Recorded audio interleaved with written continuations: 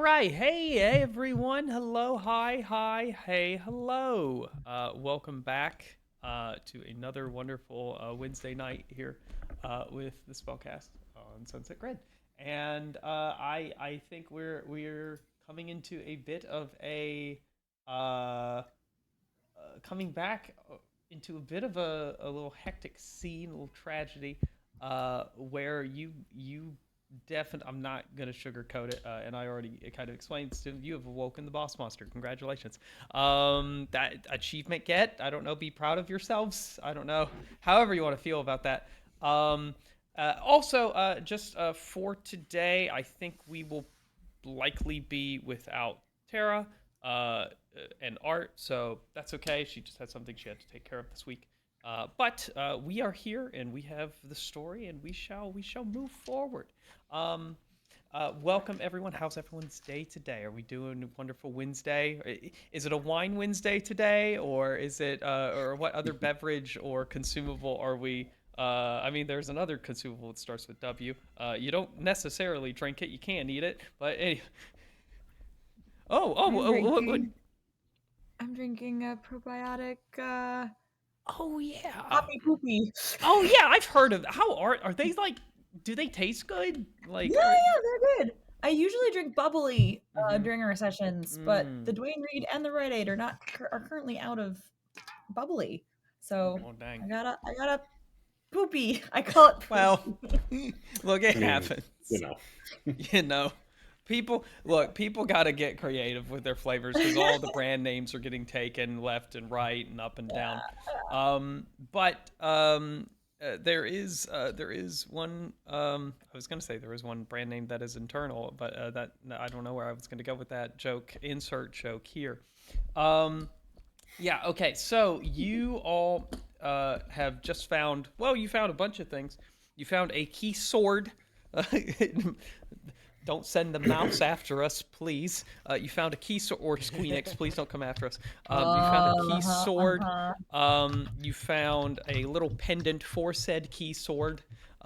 You found God, what else? Oh, you found some little notes, a little journal taken on the back of some receipt paper from a person who at least was in this abandoned mall at the time it got teleported here, or ended up in the retroverse. I guess is more correct.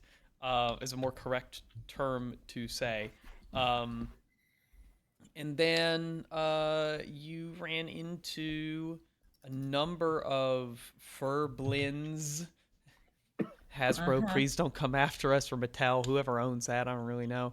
Uh, but you ran into some furblins that were not friendly, and while you were raiding the cards and grids shop, and then after some combat and a nasty bit of damage, you you successfully defeated the troop of 8 that were there, only to later Oh. discover that they are not alone. There is a den, a pit of furblins, a veritable swarm, at least from what you can see, that occupies this space, um, that were about to be set upon you when all of a sudden a deep, monstrous, bestial roar echoed throughout the halls, concourses, and um stores of this abandoned mall, and they all scattered. And that's where we come back, and you can see the professor, Professor Elwood Green, um, his head lowered on his head lowered, his forehead just leaning against the pommel end of his hiking um, ice pick, as he uh, sort of runs out of the, what am I trying to say, the Hall of High Scores, where he was setting things up right for camp, and he sees all of the furblins scatter, and he runs to you, and then he hears the roar again, and he just sort of assumes this, like, all of the color drains out from his face, and he just sort of leans forward, and he just sort of rests his forehead on the pommel of his ice pick, um, and he sighs heavily. What do you do? Fuck. What do we do? Fuck. What the fuck was that? What do we do? Fuck. As it roars one last time, you see him look down the concourse, and all the way at the very end, you can see one of the anchor stores in the dim darkness. You can see one of the anchor stores, and it is a what did I put there? It wasn't a raise. Was it a raise? No, it wasn't a raise. It was. This would be down at the very southern end of the mall, which on the map that you all have would be very far down. Next to, you'll see the two stores, Defensive Downs and Mansole. That will be where that is. Actually, let me pull it up, because there's a raise north of you. That's where you saw the sort of busted through doors and the security grill. But down south, that's a different story. 1 minute. Let me pull up those that document, because I had it around here.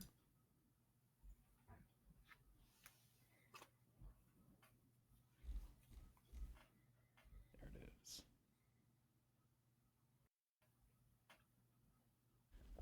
It is. Oh God, that's what happened. Ah, yes, that's what it was. Down at the bottom, you see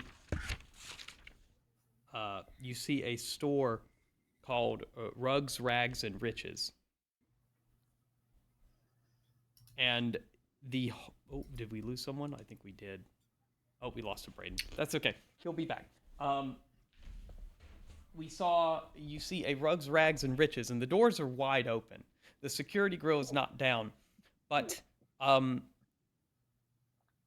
deep in against one of the display shelves for bedding, you can see the shadow of this large, lanky, lupine-esque creature that is sort of lightly, blurrily cast upon this display shelf from probably a shaft of light somewhere back in that direction.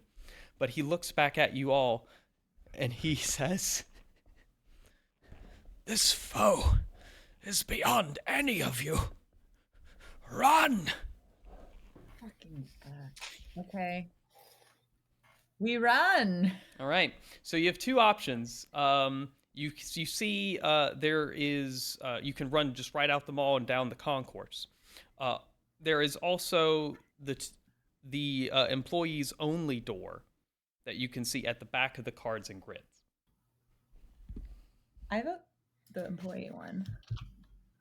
Okay. Yeah. Okay. All right. So yes. So you go to the employee door. You try the handle. It's locked. Okay. You can hear the roar. It sounds a little bit closer. I mean, I could try and pick it. Yeah. Yeah, go for it. Okay. First roll of the night. Hurry, Doyle. We don't have much time. Not helpful, Adam. This creature is extremely fast. Wait, do I have... I might be able to offer guidance. I mean, it's a 16 already, so... Oh. As you're picking, you successfully undo the mechanism inside, and you're able to whip the door open, and you can all pile back into the storage area of the cards and grids. Across from you, it's just a standard storage area. There's nothing like unusual about it. Like there's no pop-up tent here. But on the end of the wall, on the other side, you do see another door. Let's go. Let's go. Yep. Keep moving. You keep moving. This one, luckily, is unlocked. So you're able to open the door, whip it open, and just step out. And as you step into the hallway, it is pitch black. How's our night vision thing? If you have night vision, you're able to, I think, see, I think the standard 30 feet dim light or whatever it is. But I think maybe a couple of you have flashlights, so you'll be able to navigate via that method. And see, basically, it's a, you know how to describe the tile? It's basically plain white painted concrete, large concrete brick walls, right? The ceiling is essentially like that office, like super easily breakable, almost sheetrock like tile, right? In like the sort of rectangular grid pattern. You can see these long fluorescent tube light housings all the way down there are turned off. The floor is like this 2-foot square, like 2-foot square tiles, just like nestled in like just a grid pattern. It's like the speckled white with like, it's like a plain white with like speckled red, blue, and like green little dots on it everywhere. But you can see all the way down south, it goes further on. I think you're able to see that there from where you are. Actually, directly across from you, I will say this: as soon as you open the door, you're able to see a stairwell just open up and goes upwards upstairs, and then you're able to see a pair of elevator doors right next to it. There are no lights on the elevator doors, and they are shut. But the stairwell does go up, and then you can see as you look to your left, you shine your flashlight down the left, the hallway continues on a little bit, and it makes a sharp right turn. Whereas the hallway to your right continues on for like definitely a few hundred feet, and then it just stops as the beam of your flashlight just barely reaches the end, and you see in the very bottom right hand corner 2 little pinpricks of light, like eyeballs reflecting back at you, that just dip right back behind the corner again. God. I mean, I don't know about you guys, but I think we should probably go with the one that doesn't have an enemy waiting for us at the end, and also gives us a break of line of sight. So upstairs? Yeah. Or to the left? Or Upstairs or to the left. Those are both valid options, and both achieve what I think- Doyle was talking about.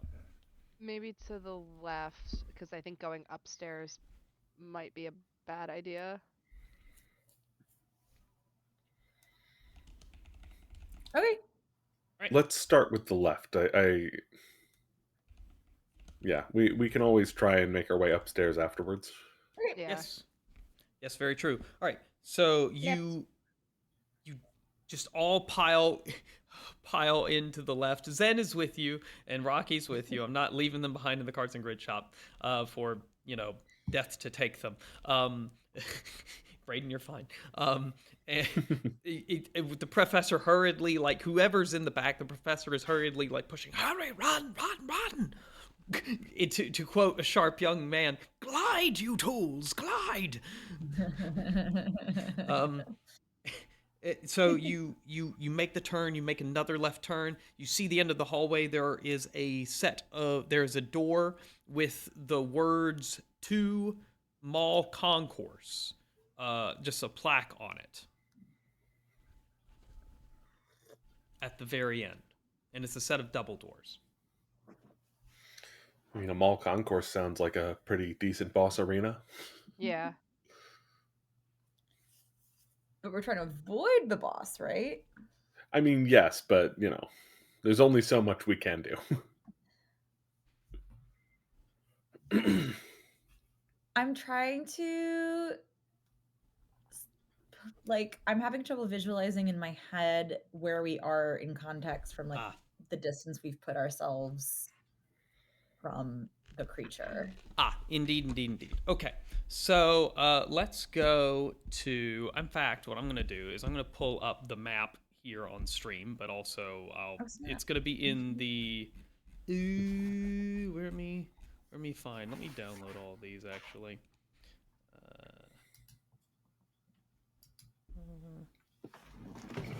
So you are essentially you're still in the southern half of the mall, I would say, but you are you're nearing that.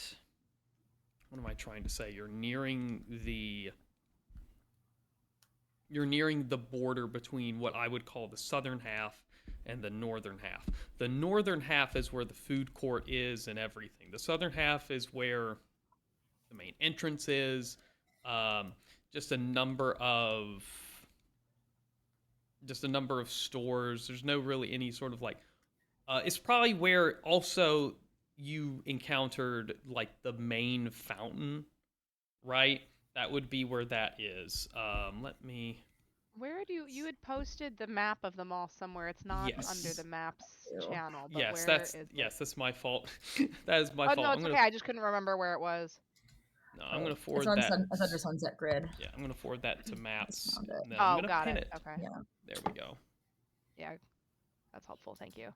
Bing, bing. There it is. Oh, yeah, pin it. There we go. But let me get this on to... So we're on the south side of the mall. Yes. You're on the south side of the mall. You're on the first floor. And where did the roar come from? The roar came from south. So on the mall, you won't see it marked. But the north end is where you see those two little squares at the very top of the north end. That's Ray's, and then on one of these other pictures, the south end, there's two little other squares jutting off from the south. That is where the Rugs, Rags, and Riches store is. Let me see. Okay. Review this. I believe that. So we probably want to go north then. You Back probably do. Yeah, it would be probably in your best healthy interest. There we go. That's the north side. Oh god, that just took up the whole fixing this. Because I forgot how big this picture is. Alright, here we go. Where's the Rugs, Rags, and Riches? The Rugs, Rags, and Riches will be you. It's not on this very image. Good. I don't think compression is gonna do well for this. Let me actually check and see what that looks like on stream.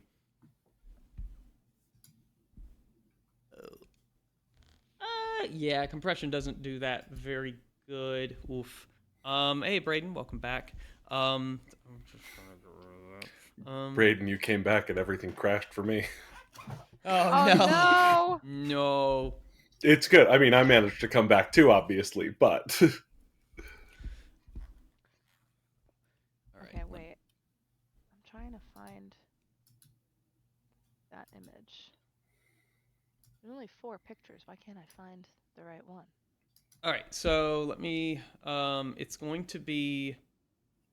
If you want to know where the Rugs, Rags, and Riches is, if you go to the second picture, which is has Global Bazaar, Black Chancery, Doodlewicks, and all that, at the very south, south of the end of that is going to be Rugs, Rags, and Riches. I was have been debating whether or not I want to draw that out because that's just one whole involved department store, which I'm probably just gonna leave because there's not much in.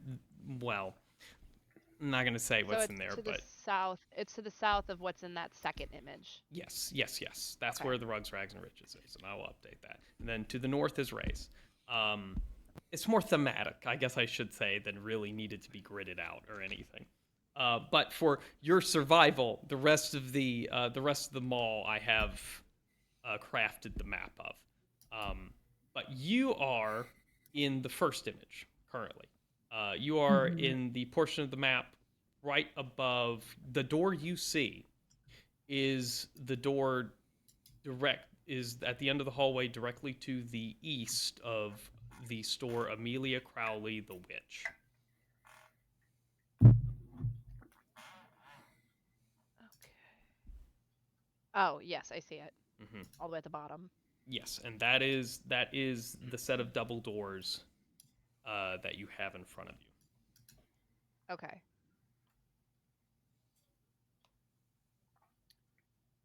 Mm, mm.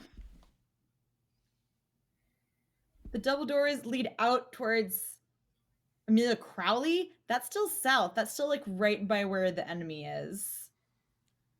If Pretty the sounds are much. coming from the south. The sounds are coming from the south. That is correct. Is there like a back hallway, like an employee like area that we can pass through to go up to the north end? That is what you are currently in. Oh, okay, However, got it. however, from your memory, and we'll say this is all the memory of the characters looking at the mall map that was at the in the food court. Mhm. That is bisected by the section of the mall that leads to a set of customer elevators that bring them to the second floor, as well as escalators and We stairs. definitely shouldn't get in an elevator right now. I feel like it's a bad idea. Yeah. Why, Um, Sam, why are you concerned about the second floor? I just think that if we end up cornered on the second floor, it's going to be more difficult for us to get away. Yeah. Like we Yeah. probably would want to stay on the ground floor just Okay. because we'll have an easier time dealing with the thing and not getting like cornered somewhere where there's like no way out. Mm-hmm. Unless, I mean, we could potentially jump down, but then we might take damage. So, Mm-hmm. Mm-hmm. And you did all drop your like climbing equipment and stuff back at the cards and not the cards and grids, the Hall of High Scores area. Yeah.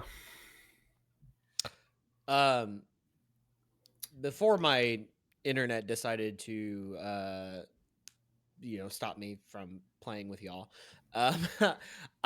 Zen was gonna ask about any healing items. Do we have anything either on y'all's persons or in the fanny pack? Do we remember? I have a let me check hyper my water inventory. and I have a bubble gum. I think the bubble gum does something, or maybe not. Oh, the bubble gum I think lets you like float for a little bit or something of that Okay, nature. no, Yeah. then I have the Um, I hyper mean, that'll be water. good if we need to get down from the upstairs. So That's true. Mhm. Actually. Yeah. Wait. All I have are the Astro rations and the hyper water, which is just like an energy thing.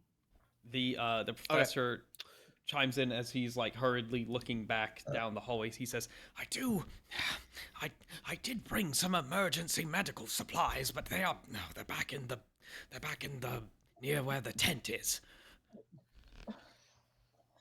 Yeah, that's all right. All right, cool. Just wanted to make sure those Furblin fellows really ate me up. So Yes, I'm Yeah, just I heard the okay. commotion. Commotion. Yeah, I'll be all right. I'll be all right. I'll just I will maybe I might hang back for a little bit if I need to. So But yes, you are Shoot. one of presented. the rare times where Doyle can stand between you and danger instead. Do So we want to keep moving north? Or sorry, yes. what were you gonna suggest? No. Yes. I want to keep moving north. Okay. So yes, that's what I want to do. Okay. You see the handles of the double doors to the back that bring you back to the mall concourse directly in front of you. It's either that, or we double back and go upstairs and find a different way that leads us north, or we I go think down where the little furball hoo-ha is. I think going into the concourse is our best action at the moment because Okay. we can then duck into a store or duck upstairs as needed, but doubling back towards the sound does not appeal to me at the moment.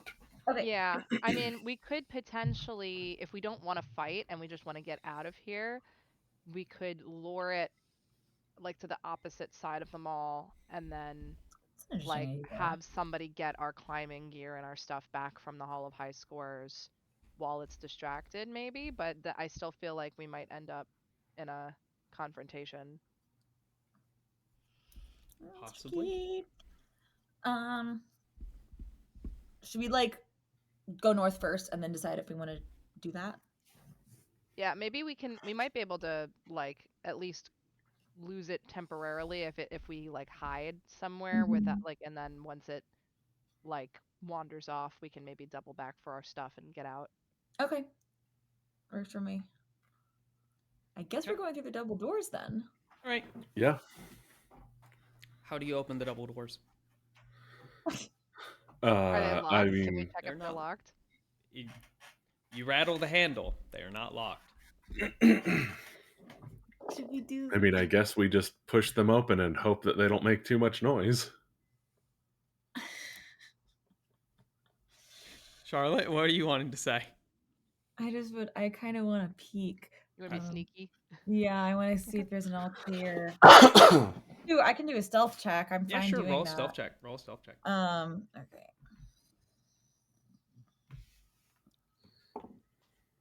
18. All right. Nice. You just thumb and forefinger the handle, and it's not like a turn knob. It's one of those like little bendy handles. So you just like you hear the small squeak of the mechanism inside. You just pull the door towards you, or does it open? Yes, it does. You pull it towards you, Okay. and you just sort of poke your head around the corner, and standing just on the other side of the fountain, very dimly lit by the light above, is this hulking creature. And I'm Bro. going. Yes, it's Right. and you can see it standing there. It's sniffing the air, and I'm going to give you a That sounds right. picture of it here right now. There it is. You did that. I'm exactly just fucking open that door. It is a hulking, lanky, Ugh. ravenous looking beast of a creature. You could stare at it for a second, and Are you if screen sharing? Because I can't see anything. it's on the stream, It's but on I the will screen stream share. I Yeah, have but the I stream will. window open. Oh yeah, will that screen share. that looks like trouble. It does. It looks like it's holding like that's not a cat of nine tails, but like a something like a flail, like, you know what I mean? Yeah. I think it might be like a busted up like I don't know, street It almost sign looks doesn't like one seem of the right. like arms that would come down to keep cars from going in and out Yes, of like yes. parking Yes, that is the Oh. thing Yeah. that I thought Okay. when It's I like was looking bent at it. up and That makes more sense than it holding a piece of BDSM gear. Which I mean, no judgment. It's into what it's into, but I mean, he's not wearing clothes. that's but true. Look, y'all stepped in on his place. Look, this is his dungeon. He can do whatever he want to in his dungeon. Oh no, right? when they said Dungeons and Dragons, that's what they meant. That's what they meant. Oh god. yeah, I here hate we to go. break it to you, but Break it to you. Always has been astronaut gif. Always has been. Oh my god. But yes, Oh no. that is Cool. that is what you are met with. Michael, no. And you can Ivy, you feel someone creeping up behind you, and you hear the professor's voice say, "Shut it very quickly, quietly."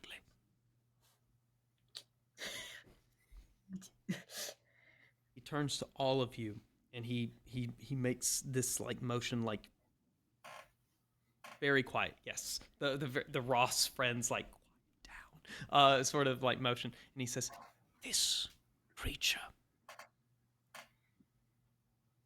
Are you familiar with the Yeti?" Yeah. Okay. This is much worse. Imagine a Yeti on steroids. Or crack cocaine, whichever sounds bad to you. They're both bad. It's very horrible. This is a ravenous creature. It is akin to it. In fact, some think that it was... The Yeti are not natural to the Retroverse, that they were brought here and then corrupted and changed and morphed into this affront to nature. It is called a Perifeti. They are ever hungry, ever seeking.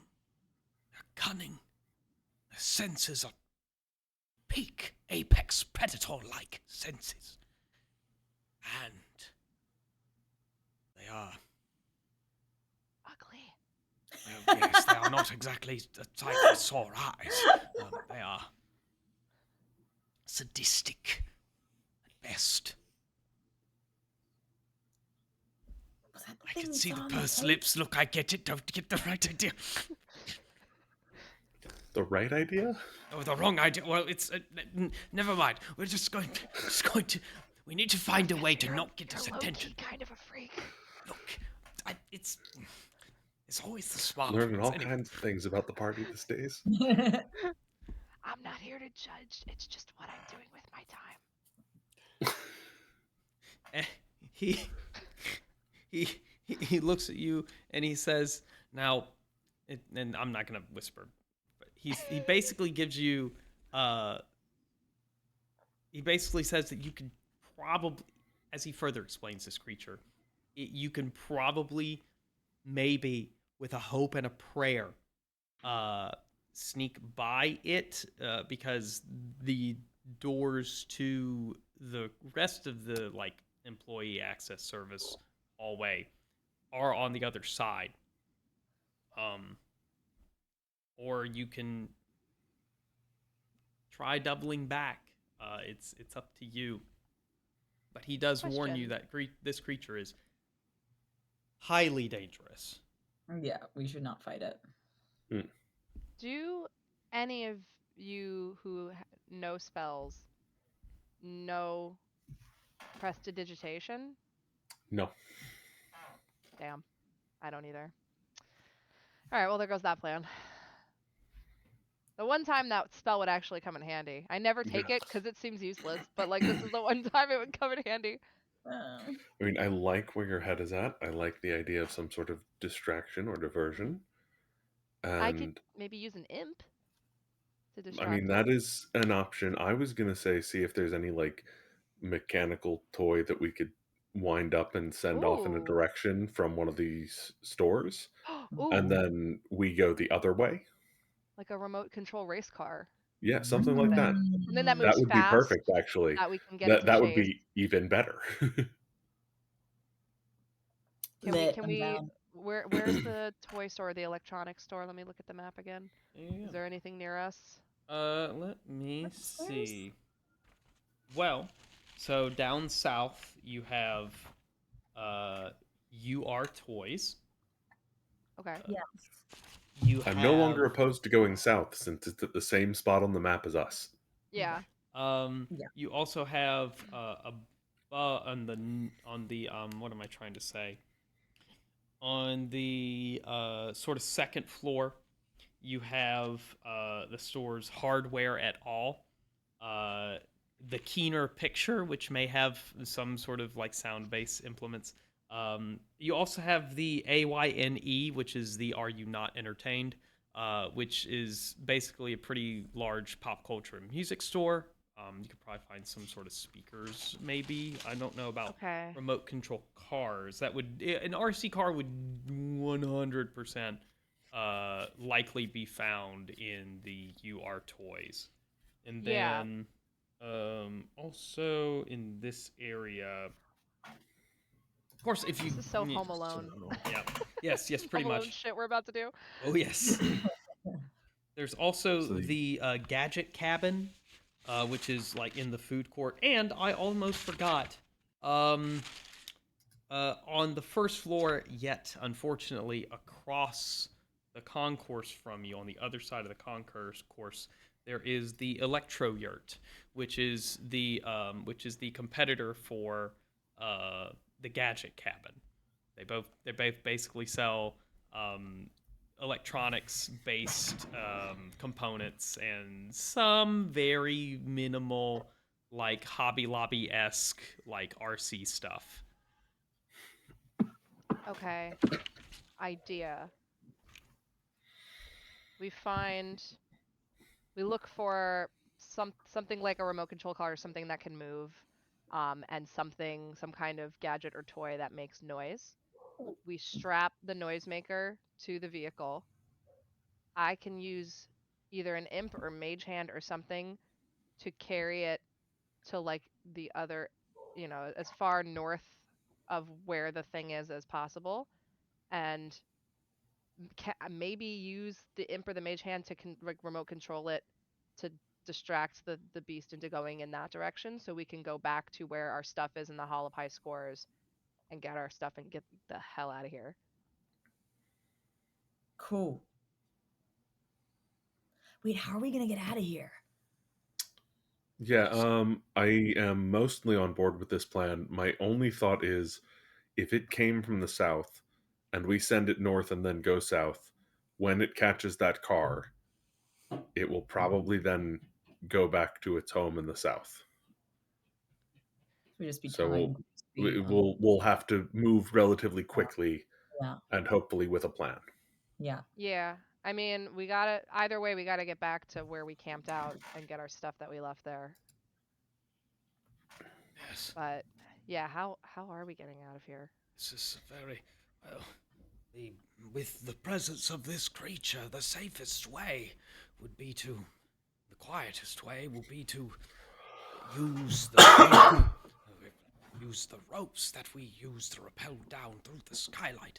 I'm afraid that if we try digging through the snow, you must understand the Piratheti has a strong tremor sense.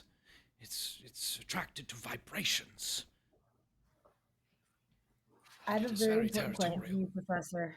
Yes. Have you gotten? Is there anything further that you can get out of this location, or are you more concerned with us just getting out of here at this point?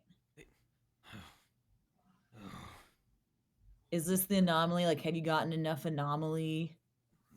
No, I need to set up. I need to set up a scanning station. I need to collect some samples. There is still a very strong pulse on the rhizometer coming from the south. Unfortunately, it's coming from the lair of this. Ah, fuck me. Yes, Okay, indeed. so- Fuck all of us. Okay. So maybe while it's being distracted by the car, the professor goes to gather our things while we go to search that cave or wherever it may have come from. Yeah, I can summon 3 imps and have them distract it. Hopefully having all 3 of them like distracting it at once, or at least like in tandem, um will buy us enough time. Maybe we start out with the car plan. The car plan I like. It's a good Yeah. plan. When it is going north after the car, we look around at the stores nearby here and you station an imp in 3 different stores since you can summon 3 of them. Hmm. It comes back, one of them leads it on a merry chase. It comes back, the next leads it on a merry chase, and so on and so forth, giving us as much time as possible for it to be distracted elsewhere. Love this Yeah. plan. I like this plan. I think this works. And then presumably you'll know when your imps are killed and desummoned, at which point we'll know that we have run out of time. Yeah.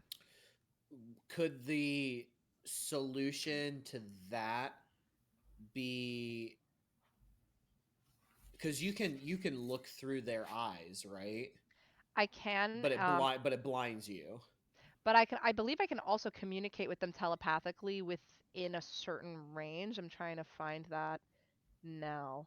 Familiars Okay. can telepathically communicate with you and share their visual or auditory senses with you while they are within 1 mile. So we should be Okay. fine. Oh, They okay. should Yeah, be yeah. able Then to we'll, tell yeah, that's me perfect. when the thing's getting close to them at least. Excuse me. Well, it seems like as good a plan as any. I know I can only grab so much as one person, which I guess I just have to prioritize. Research equipment, survival equipment, what? We may. I Do we hate to need do someone it. to go with the professor? We Do have to may split need the someone to party? go with the professor. Splitting the party. I am particularly good at stealth. I think that I might be a good candidate for going after this thing's lair. If we have any volunteers to join me. Yeah, I think. Yeah, I think I can go, and then Rocky can stay with Ivy and Cassie if needed. Professor, what do we need to find what is setting off this anomaly? Like, what do you have a gadget for us to use to pinpoint exactly what it is when we get to the lair? He looks at the piezometer in his hands. And he says, "This is what I have." Nothing more sensitive than that. Nothing that would like narrow it down further. Excuse me, nothing more sensitive. This is a highly technical piece of equipment. It took me years to develop this. I will not have my absolutely work. believe you. I just wanted to know I will whether or not not have you had a my more work. portable. Portable, look at this thing. It Um, holds it in your hand. Do you want to use your finger? Would it be helpful if I gave you guys? I have that lesser rubber duck of coding Oh my god. that gives you a +1 to computer technology or code elements. Would that help? That might help. Yeah, I think that could work. Okay. So okay, let me just make sure I understand the plan. So Doyle and Zen are gonna go investigate this thing's lair, and Ivy, Rocky, and I are gonna go with the professor. Is that the plan? I think so. Okay. Yeah. So I'm gonna give Doyle and Zen my lesser rubber duck of coding in case they need it for while they're conducting their scans. And I think at least one of us needs to go look for the remote control car and all that stuff. I have an okay. I have a pretty like I have points in stealth also. And I'm like I still have pretty good health left. Like I'm at 35 out of 46. So I could probably try and do that. Yeah, I don't really have any stealth. I do have proficiency in like investigation for like looking for things, but I Oh don't have yeah, word. a stealth buff, so I don't know if I should go with you, if I should stay here with them. We could, maybe you and I go look for the stuff. Rocky stays with the professor, and we'll come back hopefully with the gadgets that we need, and then Okay. we'll get this I on don't the. see any reason we couldn't all go look for the gadgets to start with, because like as of right now, we're still in the get it away from us stage. So Yeah, like that's fair. safety in numbers until it's fully distracted. Yeah. Would we want to at least leave one imp here to inform us if it does come through the door? Yeah, we could do that. I'll have an imp kind of stand watch, and let us know if it starts making moves towards us. Cool. Good idea. All right, I'm gonna summon one of my imps and have it kind of posted up where we currently are while we go south toward the toy store. Okay. All right. How do the two groups want to travel? What paths do you want to take going to where you need to get to? So we're at the hallway by Amelia Crowley the Witch, right? Yes. Okay, and we need to go south. Let me see if I can pull up that map. Right, because there's the You Are Toys, right? Mm-hmm. Here's the Your Toys is where the toy store is. The Hall of High Scores is across the concourse, across the way. Not the right one. So no matter what, we're going south towards our toys for now. I say we just sort of stick with the back hallways. Mm-hmm. Yeah. Yeah, is there a clear path south in the hallway that we're currently in? Oh yes. Oh yeah. Oh yes. There is a clear path all the way down. All right. Okay, great. So let's, as quietly and quickly as possible, make our way toward You Are Toys. Okay. As you all travel south, you can make stealth checks for me. How many? Oh boy. Oh yes, so many. 17. Mm-hmm. All right, 14 on my first one. Can't you tell this is the stealth portion of our campaign? That is an 18 for me. 18. Very good. Again. Zen, what did you get? Oh no.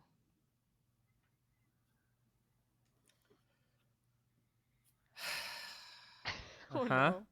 Mm-hmm. Mm-hmm. Please don't say natural one. I got a 1. Oh no! Okay. All right. Got a 1. All right. If we have to kill this thing, we have to kill this thing. You know, No, we we'll can't do what we kill got to this do. one. I don't think we can kill it. I Listen, think you don't say underestimate can't. us. If it Mhm. can bleed, we can kill it. If it bleeds, we can kill it. Wow. I mean, it. We have not seen proof that it bleeds yet. That is very I am true. going to say that, but That's true. I don't, However, you know. we could probably make it bleed. Mm-hmm. Okay. We So, can certainly try. as you all turn around and sort of walk away from the set of double doors going to this concourse, you pass by the door leading into Amelia Crowley the Witch. You notice that each door has the shop name listed on it, and basically signaling like this is the entrance to either the storage area or just the way for the employees to get to work. You pass by the cards and grids, which is that door is closed. I was about to say wide open, but then I remembered. You next to it, you pass by the Black Chancery. You pass by Doodlewicks, and as you do, even in the cold air, there's like a faint scent of like just a mix of various like aromas coming from the door. It smells like fresh candles of various different uh what's a scent. I was going to try and find Aromas. a different well, yes, aromas. I'll use that again. Pass by Caps, which is just like cap with like a hat. It's a hat store. And then you get to the You Are Toys. That is the next one you see. As you get to the You Are Toys, you do notice that the vent, that there's a little vent, there has been a little vent at the bottom of each of these doors. That little vent has all of the screws are missing from it, and there's like a little screwdriver sitting next to it, and the metal grate has just fallen off and away. Oh, Among Us. All right. Not Among Us. I'm going to check the door, I guess. It does it appear to be locked other than the gaping vent in the bottom? The door is locked. Yes. So somebody unscrewed the vent instead of just lockpicking, or they unscrewed the vent and locked the door behind them. I don't know. It looks like only maybe a very large cat could fit through here, or someone if they really squeeze through. A small child, Well, mayhaps. So you're saying People Cassie should also- go through? Damn it.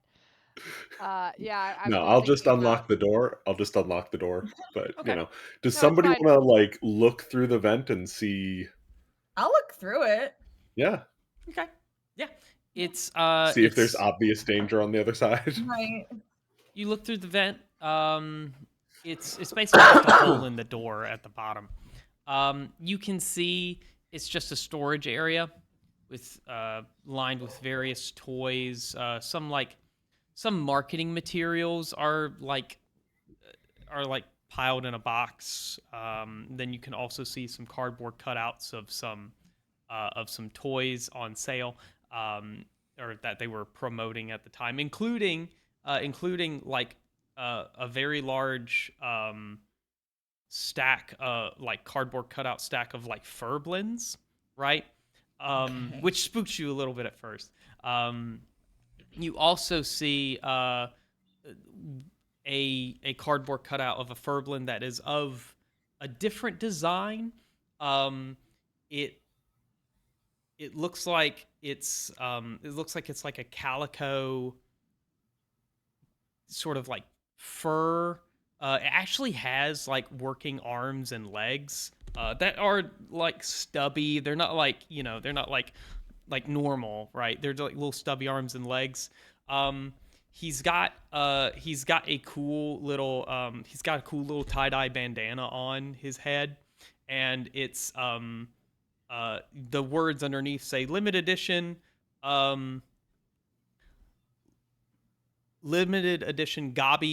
Gobby the Goblin, Furblin, from the movie Gobby the Goblin, coming to theaters this Yule, 1998. Is that something that Reggie wanted? Probably. That was the reason we were investigating the last group of Furblin, was because there was one missing from his collection that we were trying to find, and the limited edition one sounds like probably it. the one that he Let's wants. grab it, man. All right, I'm gonna try and unlock the door. All right. That is 18 on the die, so I'm assuming that's a success. 18 on the die does unlock the door. Yes, indeed. Oh my god, you're so good at this. That would have been a 26 total, so... Jesus Christ. Yeah. No, I did the math wrong. 24 total. Okay, even so. Yes, it definitely unlocks, and you are able to enter the storage area if you so choose. We do so choose, Adam. All right, so you've chosen. You enter the storage area. There's a number of different toys in boxes on the shelves, duplicates of a bunch of them. You don't see any Furblin boxes on the shelves. In fact, the place where Furblin would have been, there are no boxes on there at all. It is quite bare. You do see a number of like RC cars, fire fenders. There we go, fire fenders. That's a good one. And just standard board games, puzzles, things of that nature. And then there is another door leading into the store proper. Okay. Are the fire fenders like little teeny tiny? Yes, they are. Or- Yeah, yes, they Okay, are. We They probably are. want like the RC car. Yes, you probably do. Okay. So we'll grab one of those, and then should we go into the actual store and look for like something with a speaker or something that like makes noise that we can strap onto it? Okay, hear me out, Okay. because this might not be a great plan. Mm-hmm. The Furblin area has been almost completely picked clean, but if we can find one and strap it to this, that might be some karmic justice for Zen. Be pretty funny. Oh my god. I don't. I feel like any of the ones that were alive would have been pressed against the doors looking at us at the end of that fight. So, like, There was a massive amount of them out there. So I think anything on the shelves still is probably relatively safe. Zen will slowly and cautiously approach it with the katana ready Mhm. to stab it in the chest What the if it moves If there are any in a Furblins in the store. threatening way. Yeah. Yeah. If there are any left in the store. Okay. All right. Well, we'll enact that plan here after our first little break. Okay, so we're gonna take a 10-minute break. Okay. We'll be back at 8:07, everyone, Eastern time, and yeah, we'll see what hijinks our gang gets into here shortly. See you all later. Okay.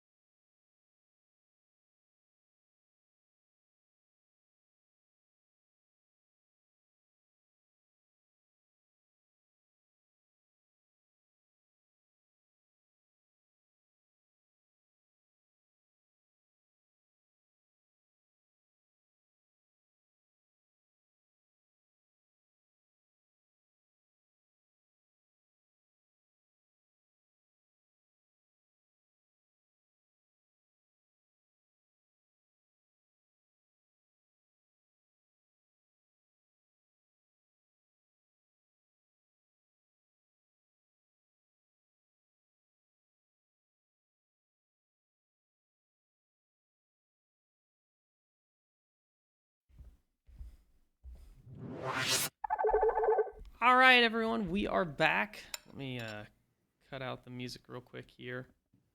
Oh, we are. And there. All right, wonderful. Charlotte, thank you so much for donating to the Trans Law Center. That reminds me, we are helping out with a little fundraiser for the Trans Law Center. We're going to run that as long as it needs to run. I think we set a goal of $1,000. So if you do feel like donating at any point in time, click on that button. Can be during stream, can be after stream, before the stream, anytime. It will be immensely helpful to those in need, especially in this day and age, and this year, and the years to come. I believe the last thing we left on was Zen. Braden, you were wanting Zen to, like, you were preparing to slash or stab at something. What like a furblin? Are you looking at like the shelf where they are, or like the door, or like what are you, or where they were? I guess the shelf where they were. Yeah, you said there's one in particular, right? That's still in a box, correct? There is a how to describe it. There is a cardboard cutout of one of the limited edition Gobby the Goblin from the movie Goblins. That's what it was. Coming to theaters this Yule, 1998. Yes, but that is the cutout. But there is the shelf where the Furblins were stored. That is just to your left. Gotcha. Any of them on there, or is it empty? As you look on there, you don't see any boxes, but you do see a sheet of paper with like some handwriting. This is in the storage room, or this in the actual store? Room. This is in the storage room. Okay, cool. I'll look at the sheet of paper. Okay. It says, Max, make sure to talk to Chet about ordering more of these things. We need to get ready for Dark Friday.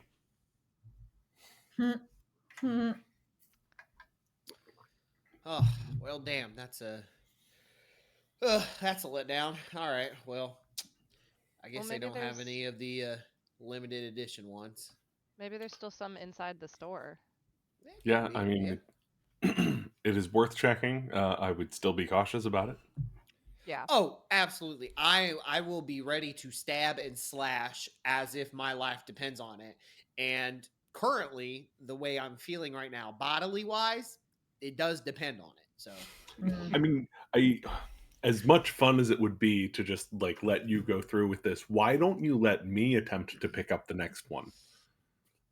All right, that's fine. All right. All right. Should we see if we can? I mean, we should probably be pretty stealthy about entering the store because we don't know if something came in or out of that vent. Yeah. Yeah. Does Ivy want to peek inside the store? Is the door to the storefront locked or unlocked? As you try the handle, it is unlocked. Okay. I think we should try and very carefully creak it open and check. Okay. As you do, Got a dirty 20, FYI, dirty 20. Very nice, very nice, very nice.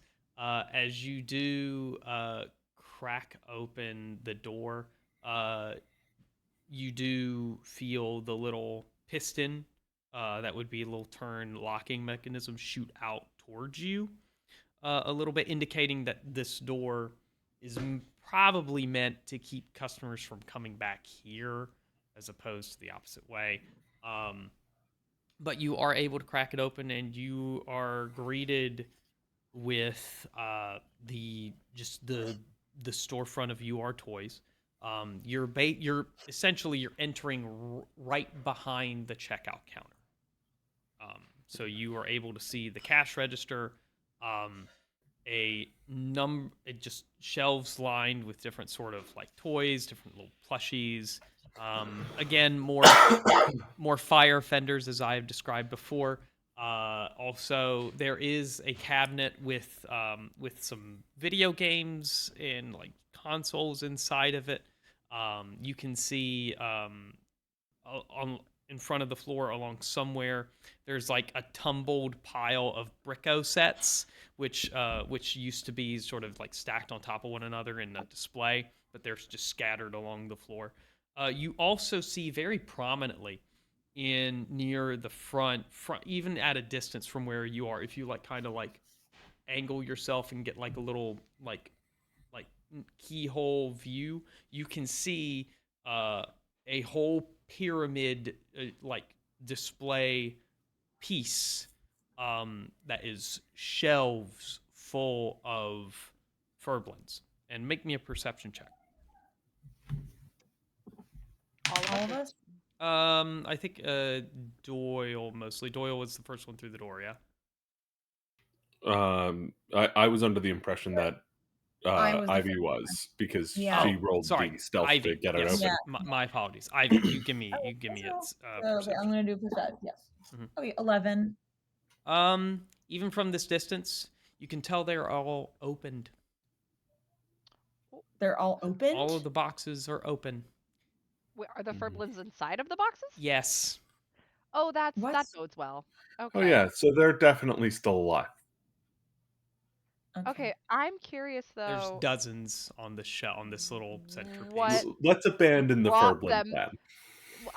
I'm curious what is bringing these things to life, because we saw the vent was unscrewed. Something is coming and going and bringing toys to life through, I assume, some kind of magic. Cassie did see something in the big issue store, but she couldn't see what it was. So there's something else skulking about this mall. Unless they're all furblins. But if they're I all suspect that the furblins, Furblins are the ones that unscrewed that vent. Yeah, but what is making the furblins come to life? I They were toys. I hate to say it, I suspect it's just corruption in general, which means that if an opportunity presents itself where I don't think will attract the attention of the bigger monster, I'm going to try and kidnap one. But only if I find one that's like on its own or something that I can quickly just grab and Okay. we'll see. We We'll see. have The professor to will back me up on this plan. Yes, This no, is a good thing for us to do. Well, the plan is spurious at best, but I will back you up on your hypothesis. Sometimes things just happen. We've had things that people believed were actual fauna that I've discovered were potentially inanimate objects in the universe from where they came. Do we know what Furblins might eat other than Braden or other than Zen? Well. Considering that, from what I saw of the remains, they are sort of, I would say they're probably closely related to synthetics, like our friend Cassie here, except a more, I guess, animalistic feral form, in that is to say that they don't really need to eat. Consume matter, energy, possibly, and which means there's some sort So of. if I like dangled a battery on a fishing line into one of these probably, boxes, could I yes. get one of them out? I think that's a brilliant idea, possibly. I think that's an idea when we're not being stalked by something big and mashy, because if that goes wrong, we're all gonna die. But Okay, first of all, I that's will put a pin in that racist. for later. Racist. Oh my god. Yes, but yes, no, that is definitely something that could happen. That could possibly That's potentially really work. funny. Okay. I feel like I have something for this, don't I? For Do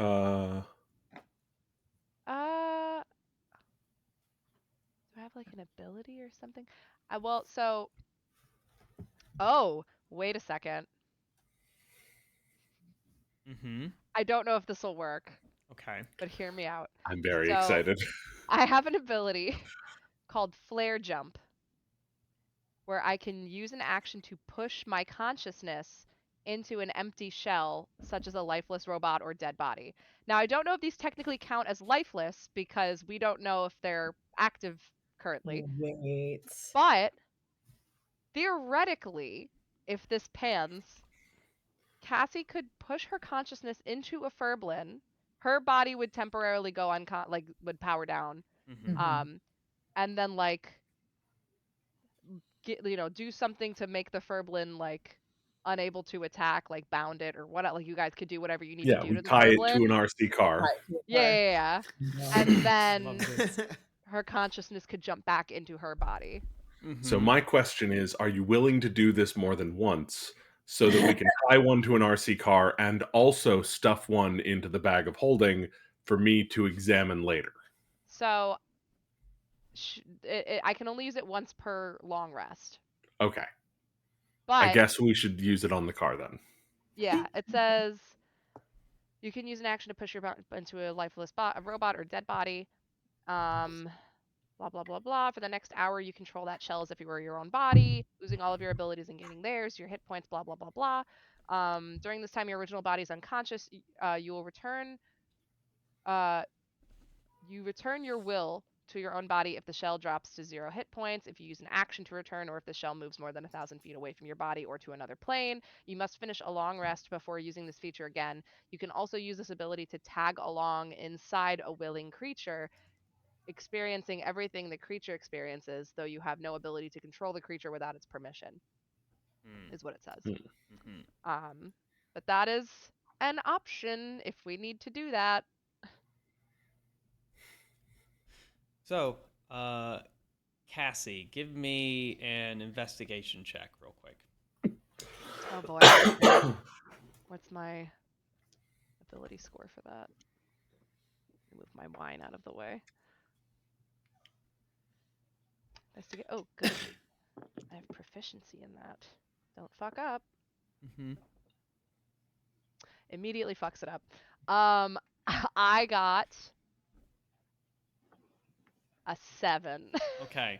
So you only see the first sort of 3 toys that come like pretty much directly into your quick glancing around as this like idea pops into your head. You see an RC car, right? You see a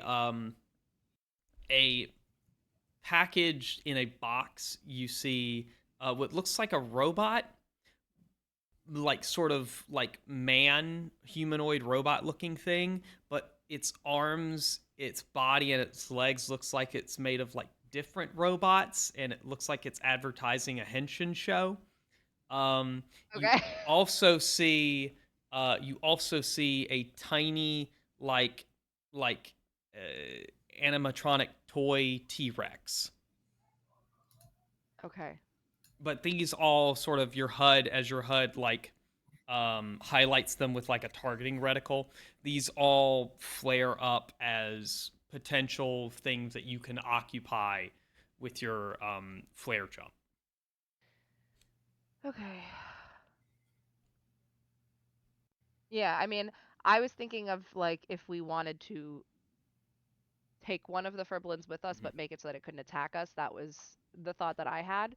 Unless you could think of a better use of it. I will mean, I know say that we want to. this.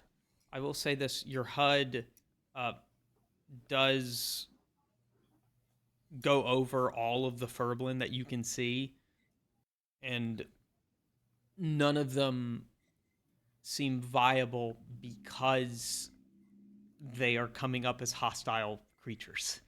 Cool. Yeah, that makes Okay, sense. so it would have to be willing, but I don't think it will be. Cool. I mean, well, yes, I have heavy hell of a persuasion. I mean, maybe if you offer Zen on like a platter, or if we Zen, can I like, borrow a kill vial one. of your blood to bribe a Furblin with? Yeah, right. I mean, if we kill no. a Furblin, I could then jump into its lifeless body, but But we'd if have to we fight it, wouldn't and that need would not be to. stealthy. Yeah, and we wouldn't need you to inhabit the body if we were If it's dead, yeah. yeah, we just take it. And then it also wouldn't work as a distraction. So Right. Okay. All right. Well, it I was worth might a have to shot. pass up on this opportunity to learn more about corruption. Hmm.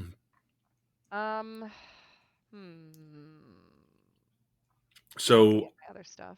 I say we don't approach the Furblins at all and go about our business in a more sensible way, as much as I love the mischief. So I think that we should just get one of the other like toys so that we can just strap to an RC car. Yeah. And also, I'm gonna try and unlock this video game case, and Zen should empty as many of them as possible into Rocky's fanny pack. Yeah, yeah, we can try. Gonna Do roll the that unlock or thieves sleight of tools hand. check. Sleight of hand. That's the one. Words and stuff. I'm good at those. I wonder if Uh, the toy T-Rex makes noise. I'm sure it probably does. that is a 13. Okay. I'm sorry. Patrick, could you give me what you rolled? Not the Sleight of number. hand. Sleight of hand to open the video game case, so that we Oh. can unload as many of those as possible into Rocky's fanny God, pack of that's holding. true. Yes. Okay. You are able to like pick the little very rudimentary security like pin tumbler, and you're able to slide, and you're just able to like really quickly just like get like box after box of like game and just like pile it into the fanny pack. You're able to get, I'd say easily, maybe 200 or 300 credits worth of games that you just like piled into. Oh, and also we have to go over the value of the things you found in the cards and grid shop, which is something we will go over. But Yeah, yes, at least 200 to 300 credits worth of video games. That's easy Oh, peasy. sweet. They have the Super Maria sisters. Yes, they do. Yes, they do. Yes, Oh, they yeah. do. That They game. fucking do. Super Maria 32 is also there. Oh yeah. Yeah, That good, game is good. impossible to beat. Origami Maria is there as well. Absolutely. Yeah. Yeah. Physician Maria. Physician All the Maria. classics. Yeah. Maria Pickleball.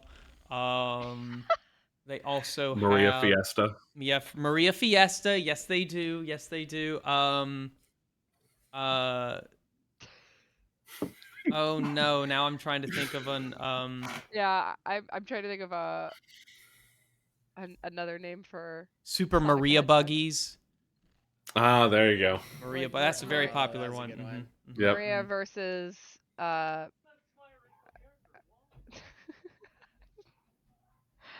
you can't stand him. Oh my god. Yeah, Maria versus Blahnik. Maria versus Blahnik. Yeah. No. Oh, wow. My god. What if it's just hold on? What if it's if instead of Sonic, what if it's just Fast the Chinchilla? Fast the Chinchilla. I like it. Chinchilla. Gotta go speedy. Gotta go speedy. Gotta be quick. Yeah, gotta be quick. Gotta be quick. Oh. Yeah, Maria Illustrate. That's great. Uh, That's so funny. Instead of knuckles, it's shins. What about Yeah. Love those corn dogs. what about Road Boxer? Road Boxer. Road Boxer? Yeah. Wait, hold on. There you go. Fuck. Like Street Fighter. Or Street Fighter, or Yeah. like Yeah. yeah. Oh my god, this Road Boxer is funny. great. Heads is instead of Is this tail. is this Instead of gonna be death. the is this gonna be the Accident recipe? armadillo. Jesus. Damn. I can't think of a. Would be the opposite of shat would be light, right? It'd be light instead of shadow, right? Yeah. Oh yeah, that's Yeah. true. That's yeah. true. Light. Like, who's Yeah, who's so actually light- so like we- the you super. have fast. So you have Fast the Chinchilla and you have Light the Chinchilla. Light the chinchilla and Heads the Wait. coyote. Heads the coyote. Oh. Bang Marsupial.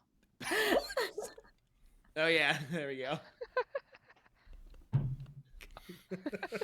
Oh my god. This is gonna be the rest of the stream, right? That's Yeah, it. we're just gonna do this the whole time You're for another 2 chicken hours. woman. Dr. Chicken Oh. Lady. Yeah, you're chicken lady. Jesus Christ. I was trying to think of a Spyro the Dragon, but I couldn't think of anything. Oh yeah, no, that's true. Spyro's design was the inspiration for Snugglepuff the dragon, by the way, the sort of purple. Nice. Yeah. I Yeah. love the Yeah. Spyro names. Triangle the unicorn. Lethal fisticuffs. Unicorn. I love that. No, that's good. All right. Wait. Sorry. Where were Anyway. we? Mortal That Kombat. was a really long digression. Yes. But worth it. Very much worth it. Okay. So, yes, you're able to grab all these video games. And it seems like you have not awoken any of the Furblin in the box.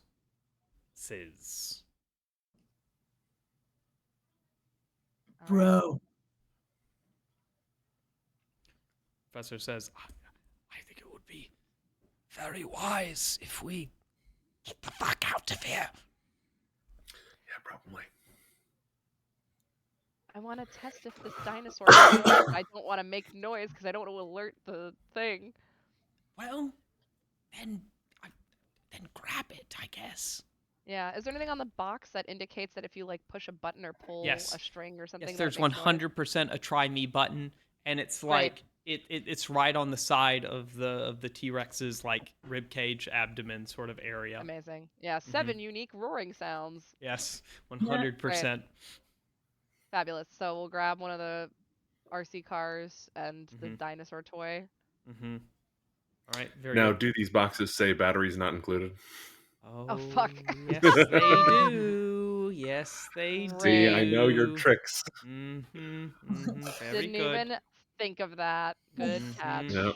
So let's also loot the battery stand and then get the fuck out of here, as the professor indicated. Yes, yes. You do loot the battery stand. There's all sort of double A's, triple A's. You grab every sort of like letter denomination that you can, just to make sure. And you do get the fuck out, as the professor says, back out into the dark, dim hallway.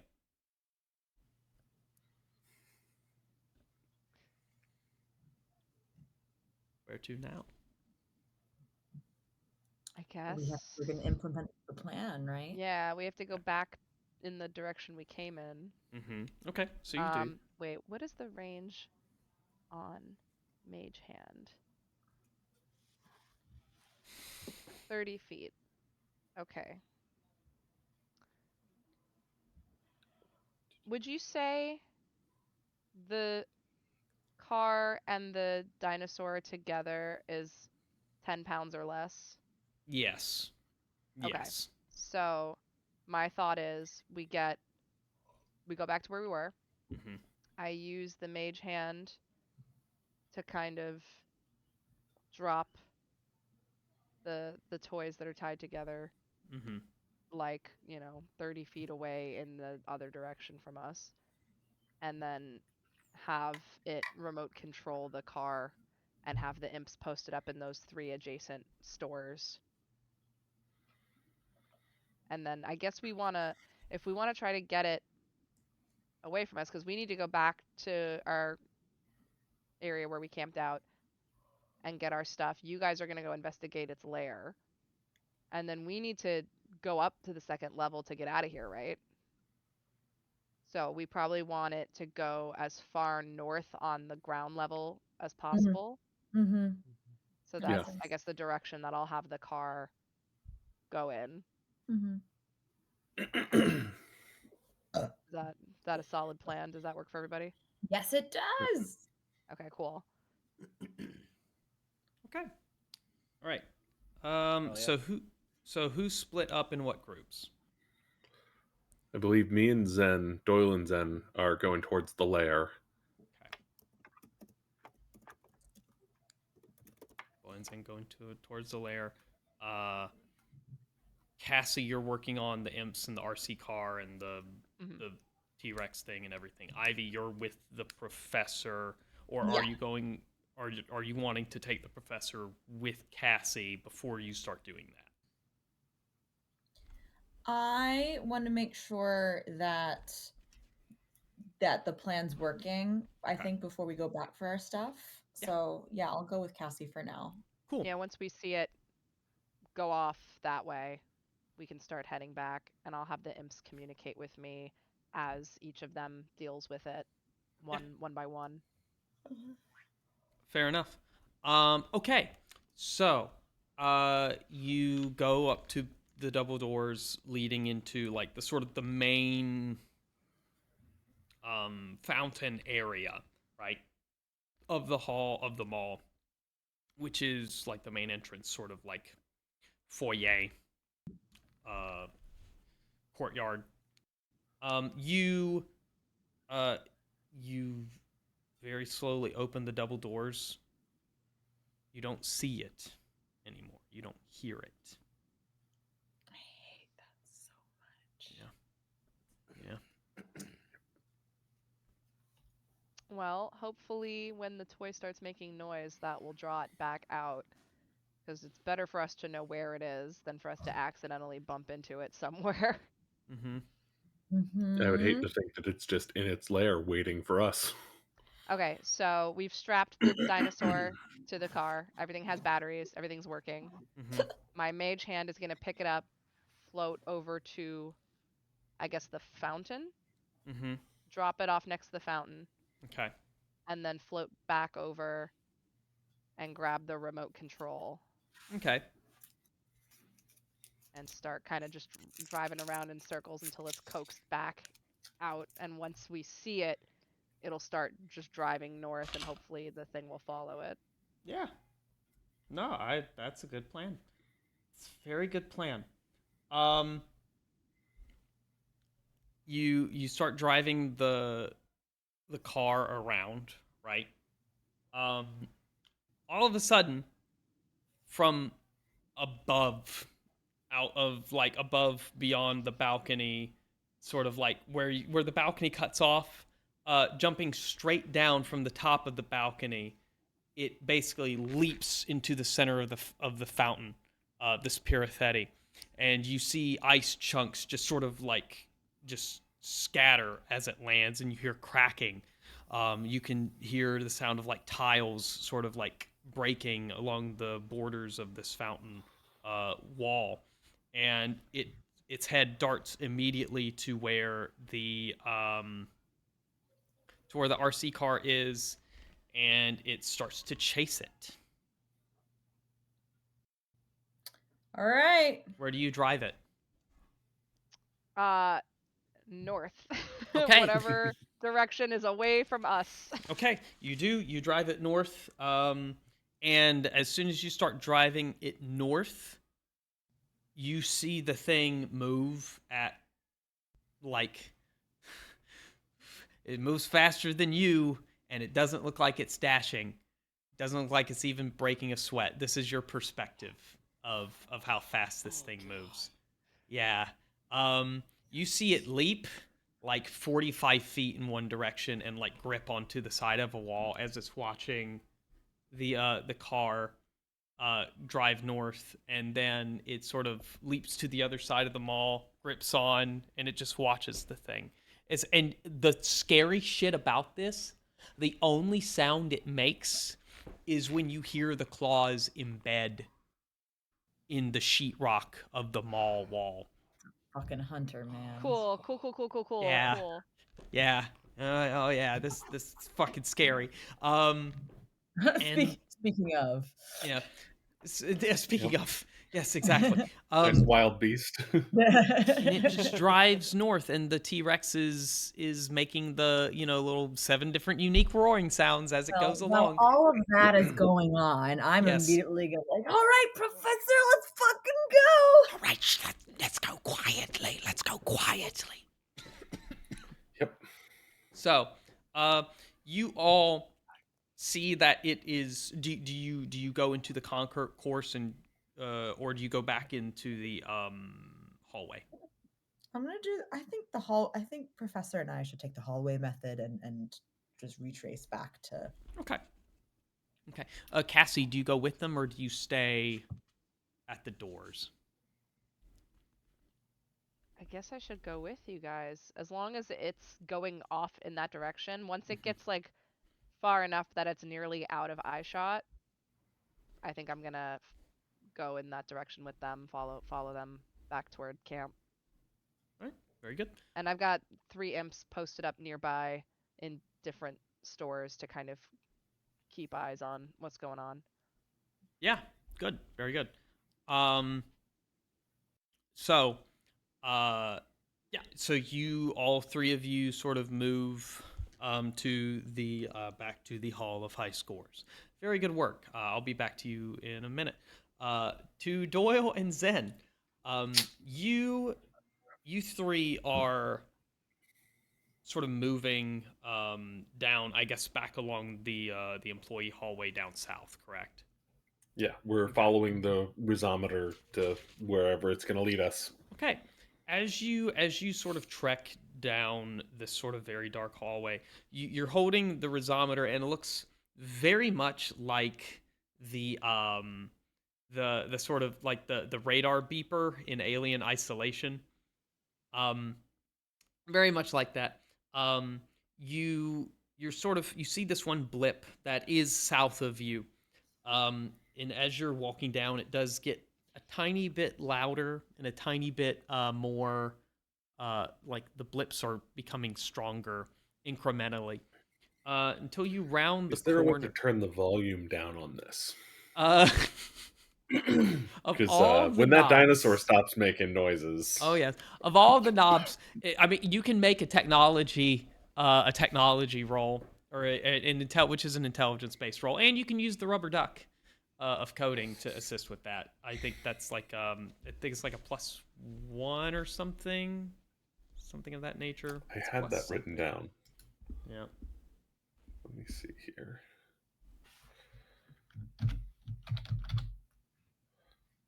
Never mind. I didn't write that one down. Oh no, wait. No, that's still not it. Okay. Do you wanna try this, or do you want me to? You know what?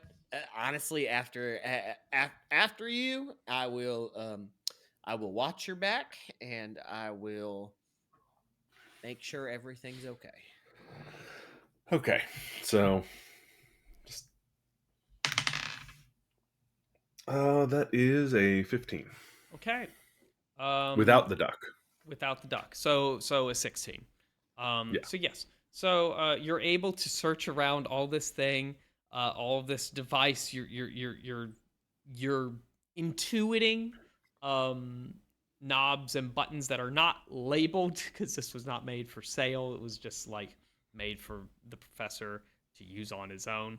And as you're turning the dials, you're noticing like a frequency for the for like trying to pick up signals, and you quickly realize that that's just going to mess up any readings. You notice buttons that control like ranges, things of that nature, but you don't find a volume button Of course. or a volume dial or knob or wheel, which which gives you a little insight into the professor's sort of like thought process for like the necessities of building Yeah. his contraptions. But yeah, so with a small curse under your breath, you just have to soldier on. Yeah. Keep Just going. means we got to move faster, and Mhm. when we get there, as soon as we find it, we turn this thing off. Yep. You get to the corner, a corner in the hallway where it's going to turn going west, and you notice on your left there's another set of stairs and another set of closed elevator doors. Right. Um, and at the end, you see a set of double doors that are they're slightly cracked open, and the plaque on it reads Mall Concourse South and Rugs, Rags, and Riches.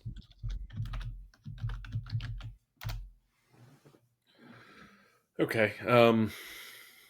I mean, as much as I would like to be tactical about this, I think we should just go with wherever the devices leading us more strongly. Okay. Speed, I think, is going to be the key for us more so than anything. So, All right. As you go towards the door, you peek out. It's very quiet. You can see the entrance to Rugs, Rags, and Riches. It's like the doors are wide open. The security grills just way up at the top. Nothing's down. And the entrance is clear. You don't see anything inside of it, except for deeper in the department store. You can see, like bedding. You can see general houseware goods, things of that nature. But it's just very dark, quiet, empty looking. A void of life, I should say. yeah. All right. Let's just soldier on, I guess. Okay. Roll me stealth checks as you do so. Yep. Would you like me to roll as well, Adam? Yes. That is a 19. All right. Not a 1. Not a 1. That face is a 20, I think. Mm-hmm. No, it was also a 19, but it's going to Ah. be a 19 plus 19 plus 3, so 20, 22. That's pretty good. That's pretty damn good. Very good. Two ends of the spectrum, baby. Yeah, Let's that's go. what I'm talking about. Very It good. was the result of Braden's 1, the monster being right outside. Yes, essentially. Okay. Yes. Yeah. Okay. Yes. That sounds right. Yeah. Mm-hmm. So you very quietly sort of hunker down. You can hear way up the hallway as you enter the mall concourse. You can hear the whine of the little RC car, still just sort of patrolling around, going north. You can't see the Pyrethet, but you quickly just duck into this store hall, this mall store entrance. It's very large. It is your standard like anchor department store sort of layout where there's like it's not 2 levels. Every like there's all of the items are stacked up to like just below chest level, so you can see far into the distance. There's little kiosks, central like kiosk spaces in the middle, right? Where if this were like a PC Dollars, it would have like a perfume counter in the center and things of that nature. But this is more baubles, decorations, things of that make. You can see that there is snow kind of littered about everywhere. And as you look on the ground, there are places in the carpet that are just ripped up. You can also see further back in the back of the store towards the end, towards like that entrance of that department store. The glass doors, that entryway is just been blown away. It is missing, and there is a huge snowdrift that is just sort of has avalanched itself into this store. Around further back to the west side of that entrance, you can see what looks to be a just huge mound of like packed snow and ice that you can't. It doesn't seem like it drifted in. It looks like it was. It looks like it was like made, like formed, and you can see a sort of roughly hewn crack or hole near the center of this like wall of ice and snow. I'm guessing that's where the device is leading us. That is where the device is beeping. Yes. Okay.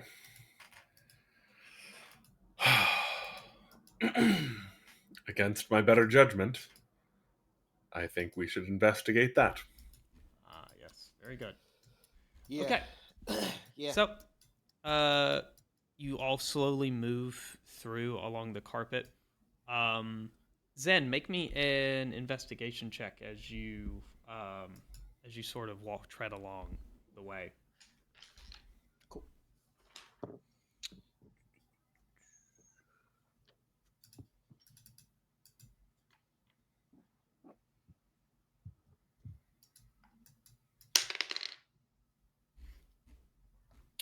Uh, 12. Okay.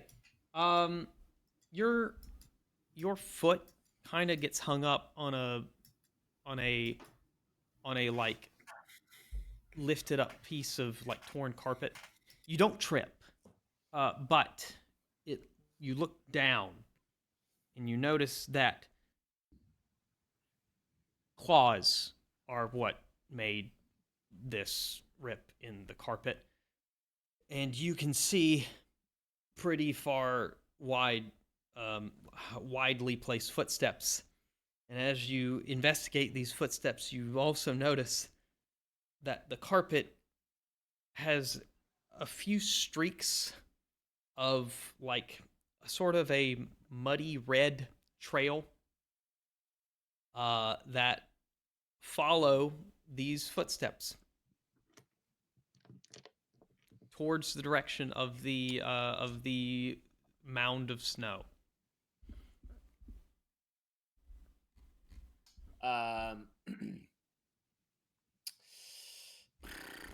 Can I, from that investigation check, or from another investigation check, can I kind of discern how old that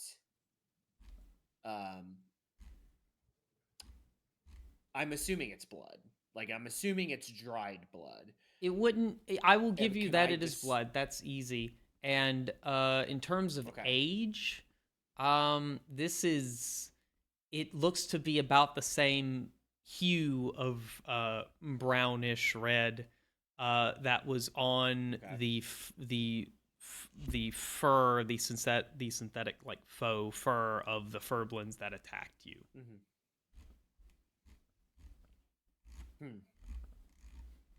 Okay. I'll like. Is Doyle like super far ahead of me, or are we relatively like close? I would say you both are relatively close. Yes, it's not. You're not very far away from one another. Okay, cool. So I'll like tap Doyle on the shoulder and just tap him silently on the shoulder, wait until he turns around, and then I'll point down, wait for him to clock what it is, and then I'll like put my hand out to say like to motion like careful, slowly. Yeah. And then I'll point forward and say, like, just nod and say, let's keep going. Not say, but like kind of motion. Yeah. Use hand signals Doyle and whatnot nods to motion, in like a message going. received kind of way, like Okay. like you're this is coming across loud and clear. We'll be careful. Yeah, cool.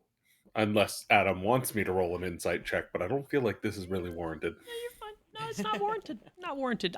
You have all worked together long enough to where you can sort of convey these messages. Back to Cassie. You're checking in with your imps, right? And you. It's sort of like you're flipping through security cameras, right? In a way. Yeah, I'm playing Five Nights at Freddy's right now with my imps. Yes, there you go. You ask one imp, question. As it watches the RC car sort of drive by, and you basically ask it like, where is it? And it tells you specifically that it is near the Karen Sport, facing Okay. kind of the food court. Let me look at this map again. Yeah. Near. Okay, I see. Yeah. And bless you. Thank you. And then as it's basically you hear it tell you telepathically that it hasn't seen the pyramid, and then all of a sudden you just see its eyes go red, and you see a claw wrap around its face, like from its vision, right? You see its face be wrenched forward, wrenched around towards the face of the Pirathetti that is now smiling, snarling, tusks around. It opens its jaw, unhinged like a snake, and it just shoves the imp down its throat. Great. And that's the last thing you see. Is it traveling down the esophagus? And Fare thee well, disappears from the pancake souffle. All right. We should probably hurry up. To Ivy and the professor. You have successfully made it across to the Hall of High Scores, and you're gathering up the things. The professor has gathered his research equipment, and he can take one other pack. Now, you both can take 2 packs of other people's things, right? However, they each pack weighs 50 pounds, and 50? 50, yes, it's a lot of equipment and survival gear. You can carry both, but you won't be able to move fast with it. Professor, where do you want to go with all this stuff? I don't think being south is good. Perhaps if we can maybe move north, which I don't. It's quite. I feel like I'm out of practice adventuring.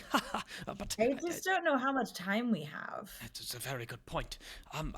There is, I would suspect, another hallway through this employee entrance door here. And he does point to a doorway that leads out into like the western side of the mall. Yeah. All right, shit, let's go. Fuck it. I don't care. All right. Well, Not south. grab what you want and let's go. Do you grab 1 or 2? I grabbed 2. Okay. So you both have basically everyone's packs with you. And you are slowly trudging down this dark hallway. Yeah. I can see. You can see. Okay. The professor has one hand on your shoulder and says, I'm not daring to turn the flashlight on at this point. You guide Okay, the dude, way. I got you. I can see in the dark. Very good. And I can see a break coming up right now. Yeah. So we're going to take another quick little 10-minute break, and we will be back at 9:07. And we'll see you guys later. Thank you, Ted. Welcome, 10.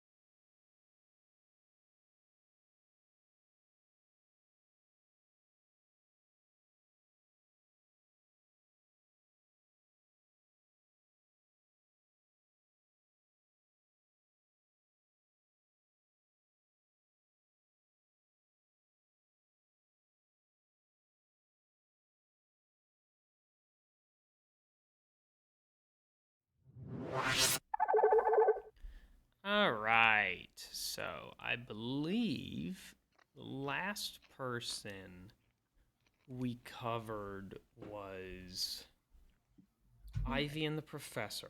Yeah, So yeah. you Yes. all, We're going west. yes, Cassie. I had a question. So Cassie was like keeping an eye out, and then when the thing got far enough away, she was gonna follow behind them. So I'm just wondering about how far away Cassie is from Ivy and the professor at this point. Oh, you are. Oh, you're. Hold on. These tiny ass little squares. But thankfully they are in 10 square blocks, so that's good. 50, 100, 200, around 250 feet away because they're across the mall on the other side, Okay. and you're on the double doors. You can choose at any point. I'll allow, because wibbly wobbly, timey wimey stuff, I'll allow you to choose to have left like a little bit earlier and just receive that information in order to make it to them just as they kind of pack back up, like pack up their stuff. Okay, yeah, that would be cool. And then because they grabbed most of the stuff, but there's still a little bit left behind that they weren't able to grab. Yeah, there would be like one bag that they would have had to leave behind just by nature of the number of people. Okay, yeah, so if Cassie's able to catch up to them like right as they're about to head out with the stuff, and maybe she can grab that last bag and head out with them. And I think she also can see in the dark, if I remember correctly. Yeah, she has Devil's Sight, so Yes. she can see in the dark as well. Yes. All right. So very good. So you all can sort of move north in that direction, and we'll get back to you in a minute. You do come to. I will say you do come to two doors. One that goes into the back area of Galaxy Golf. Okay. And one that goes out into the main hallway where you were. And the professor says, Oh, damn, I was hoping it didn't do this. I should have memorized the map a bit more. Better. Do we want to try cutting through Galaxy Golf or go into the main concourse? Cassie, where was it when you saw it last?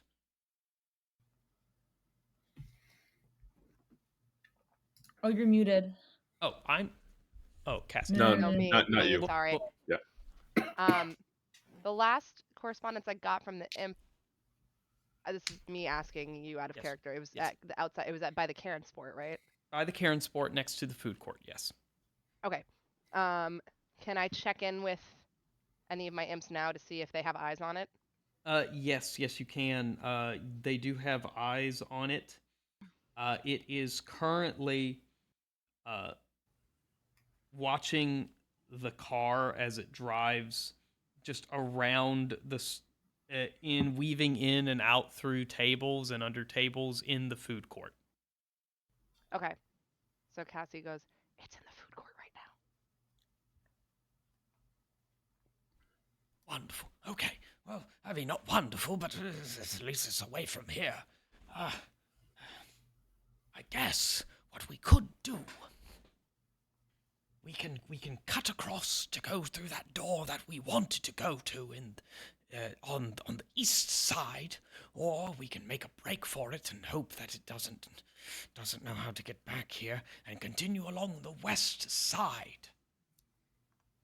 Well, that Of thing the- moves pretty fast, so Oh. we might want to take whatever option is the stealthiest. Considering that the food court is on the west side, I say we go to the east side. Good idea. Okay. So you open the door, and I need. Well, I'm going to make a stealth check too for the professor, but I need both of you to roll stealth checks as well. Okay.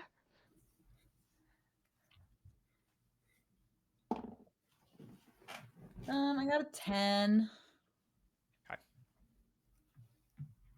I also got a 10. Okay.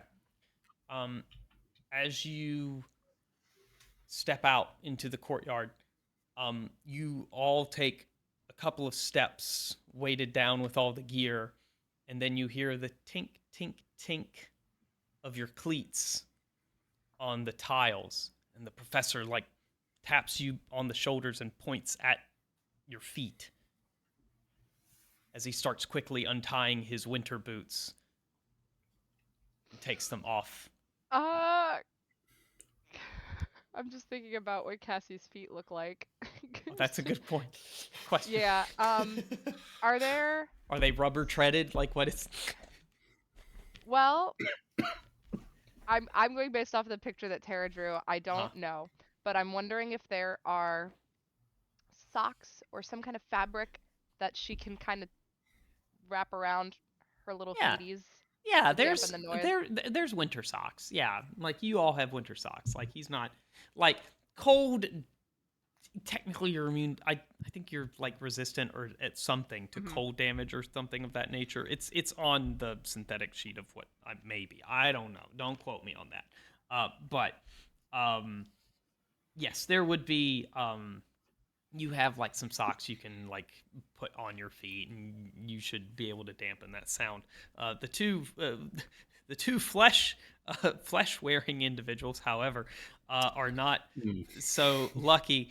The, as you the professor steps his foot down, and he's just instantly shivering. It is very cold in this area. Does Ivy follow suit? So wait, we're taking our shoes off to like reduce our noise. Reduce your noise because the snow cleats on the bottom of your snowshoe of your boots are tinking on the tile, and the professor has I have a really recommended weird that. question. How close are we to? Wait, did we decide? Are we going to the golf thing or what are we doing? We I were going to believe- the east. Yeah, I believe the consensus is to cut across the courtyard where the fountain was, going east and taking the employee hallway up that way.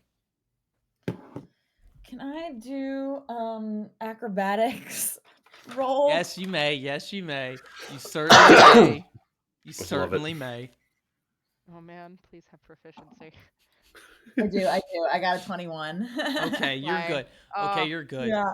You're able to basically pirouette on one cleat, just like along the way. You're balancing your weight on that one little spiky point, just tiptoeing the There's way. this trick from Tutu Hellfire Princess when I played backup keyboard for her. Oh, I know that album. I listen to it all the time while getting blazed up. Yeah, man, it's good shit. I wasn't on the album. I was a fill-in. But she like taught me this crazy shit between soundtrack and the performance. Yes, Because she used to be like a professional dancer or some shit. Oh God, well, maybe when we're not in immediate peril, you can give me a rendition of your portion of the song. But let's keep going. Hell yeah. All right, so you all are able to make it to that door, that set of double doors going north. The professor tries the handle, and it's locked. Okay. I can't pick locks. Okay, I can try. I don't think I don't have a proficiency with sleight of hand. Yeah. But I'm a robot, so I can try and see Okay. if we'll give it a shot. I don't know if I have a lockpicking set though, but Well, yeah, we'd have because we have all these packs, right? We have everyone's. You would have like research equipment, but unless you you have have a bobby pin. I mean, you could try a bobby pin. You could try. I have a bobby pin. You want to give us a bobby pin, Adam? I mean, well, if someone has a bobby pin for their hair, I mean, I don't see why you wouldn't. It is I the don't 80s. think Cassie would because she's a robot, robot. right? But Right. Um, I mean, I might. yeah, I think or a yes, I think safety you pin or probably something I can. Yeah. some sort of Yeah. pin, Yeah. sure. Yeah. Yeah. I'll take- You look in your pockets. You have various different. You have like keys to the Miata, right? You have Mhm. you have Definitely use that as a bump key. right. You have a wallet with like a driver's license. You have a couple of credit cards in there. Um, you have like coins that are like actual credit Try the coins. credit card. You can try that 100%. All right. If I have like a plastic like McWumbo rewards card or something, I don't mind Yes. fucking up. I'm gonna Yeah, try yeah, and use that to unlock the door. We'll see if it works. yes. Yes.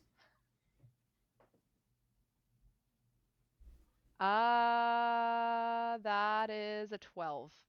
Okay. These are not very secure locks. So Hell yeah.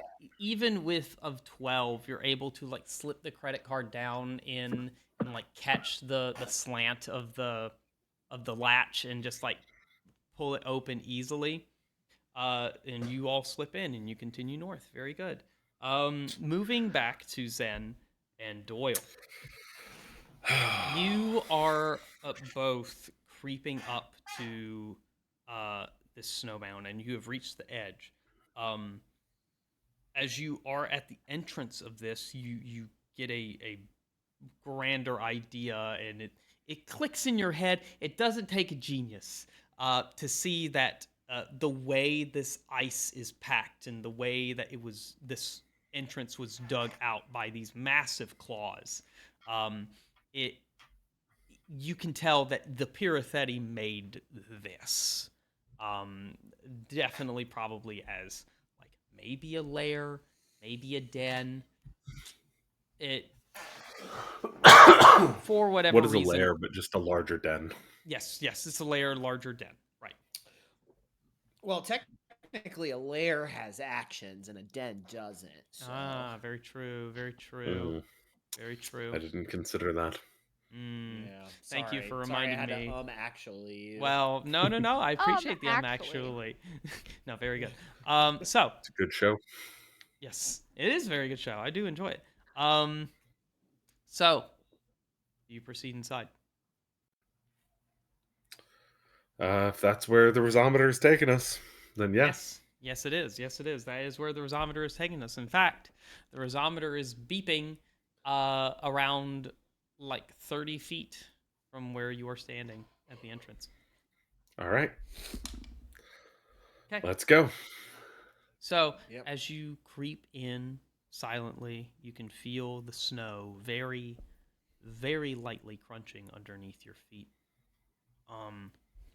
You can see as you like round the corner, you can see a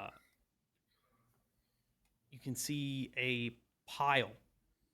You can see you can see this like massive, just sort of carved out snowy area. The first thing that catches your eye is a pile of like clothing that seems to be 3-4 feet high.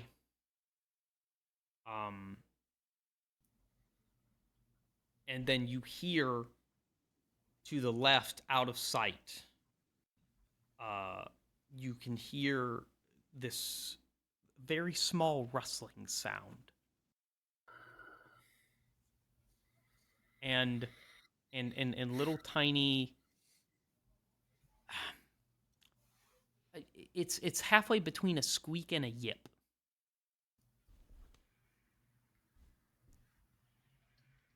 Okay.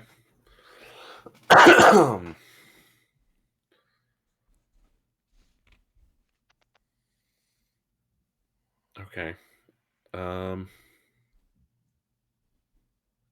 mean, I guess just slowly and cautiously approach. See if we can get to the blip without alerting whatever's making yips. Well, as you look down at the Rosometer, the yip is coming from where the blip is, and as you round the corner, you can see a little tiny creature. Looks like its fur is like calico patterned. You can see it has tiny little stubby arms and legs, and it's leaning over a yellow handkerchief that's been spread out, and it has two piles that it's looking at, and it looks like junk a little bit. Like there's some small electronic junk. There's like little bitty what looks like doll clothes in one pile, and it seems to be looking through various uh, things in this pile and putting it on the little handkerchief, and then or it will like pick something up and like throw it behind it, and then it will pick up like a little pair of pants that look like it might belong on like a teddy bear size, and then it will put them it will put them on the little handkerchief, and you can see on the handkerchief, next to it, there is like one of those giant like novelty pencils that's just sort of sitting off to the side. Okay. And the blip, judging by distance, the blip lines up exactly where the little creature is. Okay. So you said that there's a pile of clothes next to us. Yes. Is there like a flannel or a hoodie or something? Something sort of like large and a bit flowy? Make me an investigation check. Okay.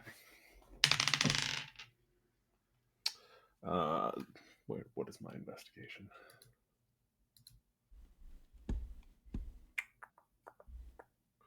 That is a 13. Okay. You as you are looking at these clothes from like a kind of safe distance, you can tell that yeah, there's flannels, there's coats. They're not in one piece. They have been ripped to shreds, bitten in half. You don't think there's a piece of intact clothing in that pile anywhere. Some of them look like they are or were slimy Okay. and So frozen now in that state. new plan. Did we by any chance keep any of those batteries?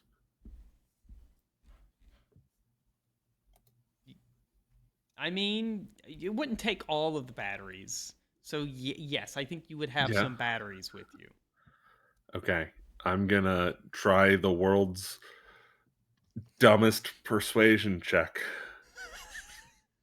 and try to offer what is quite clearly the specialty Furblin, a battery, in exchange for it not biting us. Mm-hmm. Okay. How do you That's how we get get its any pet. attention? I'm just gonna slowly approach and Mhm. like, just make a soft noise behind it, and hands up, Like you're feeding a horse, just Mhm.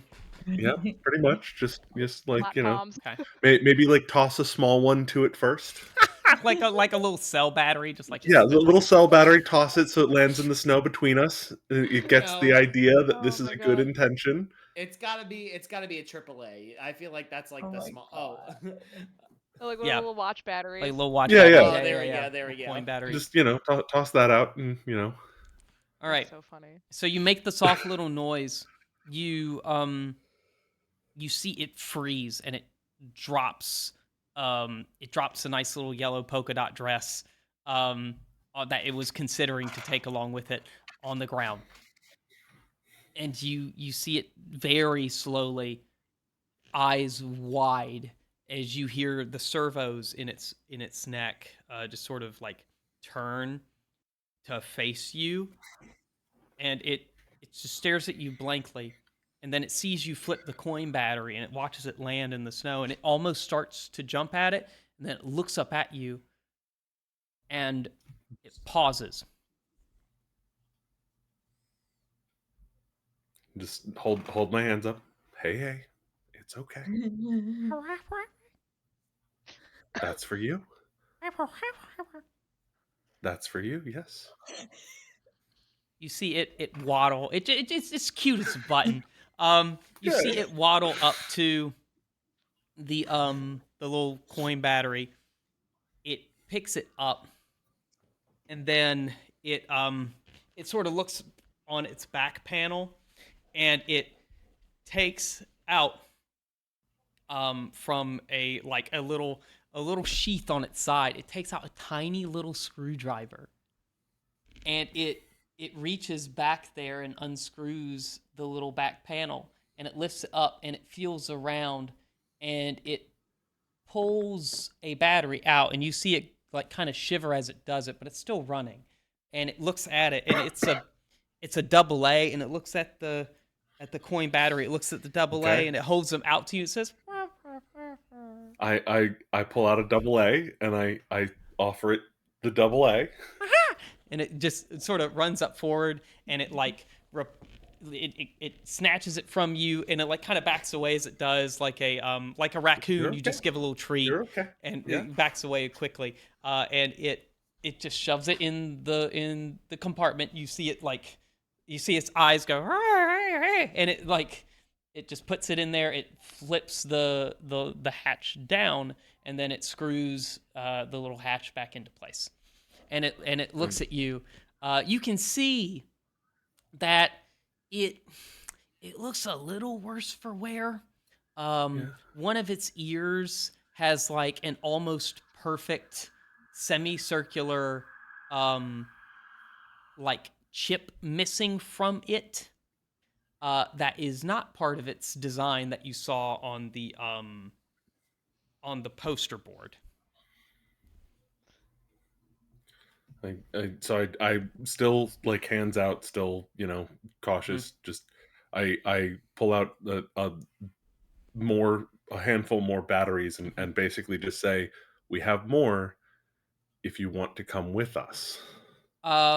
He sees the handful of batteries, and before you can finish the sentence, I say he, the little gob, Yeah, the little guy. little guy Gobby, or I guess yeah, Gobby runs over to the runs over to his little yellow handkerchief. He takes the giant novelty pencil. He puts it on top of the pile and like ties the yellow God. handkerchief Ties it up. Yeah. Okay. over the A thing. little rucksack. The little rucksack, and he loads it over his shoulder, and he puts his little stubby arm on his hip, and he looks at you, and he makes like a smug little eyebrow twinge, and he just Yeah, absolutely. Come with us. We'll help you out. We also want to leave the mall.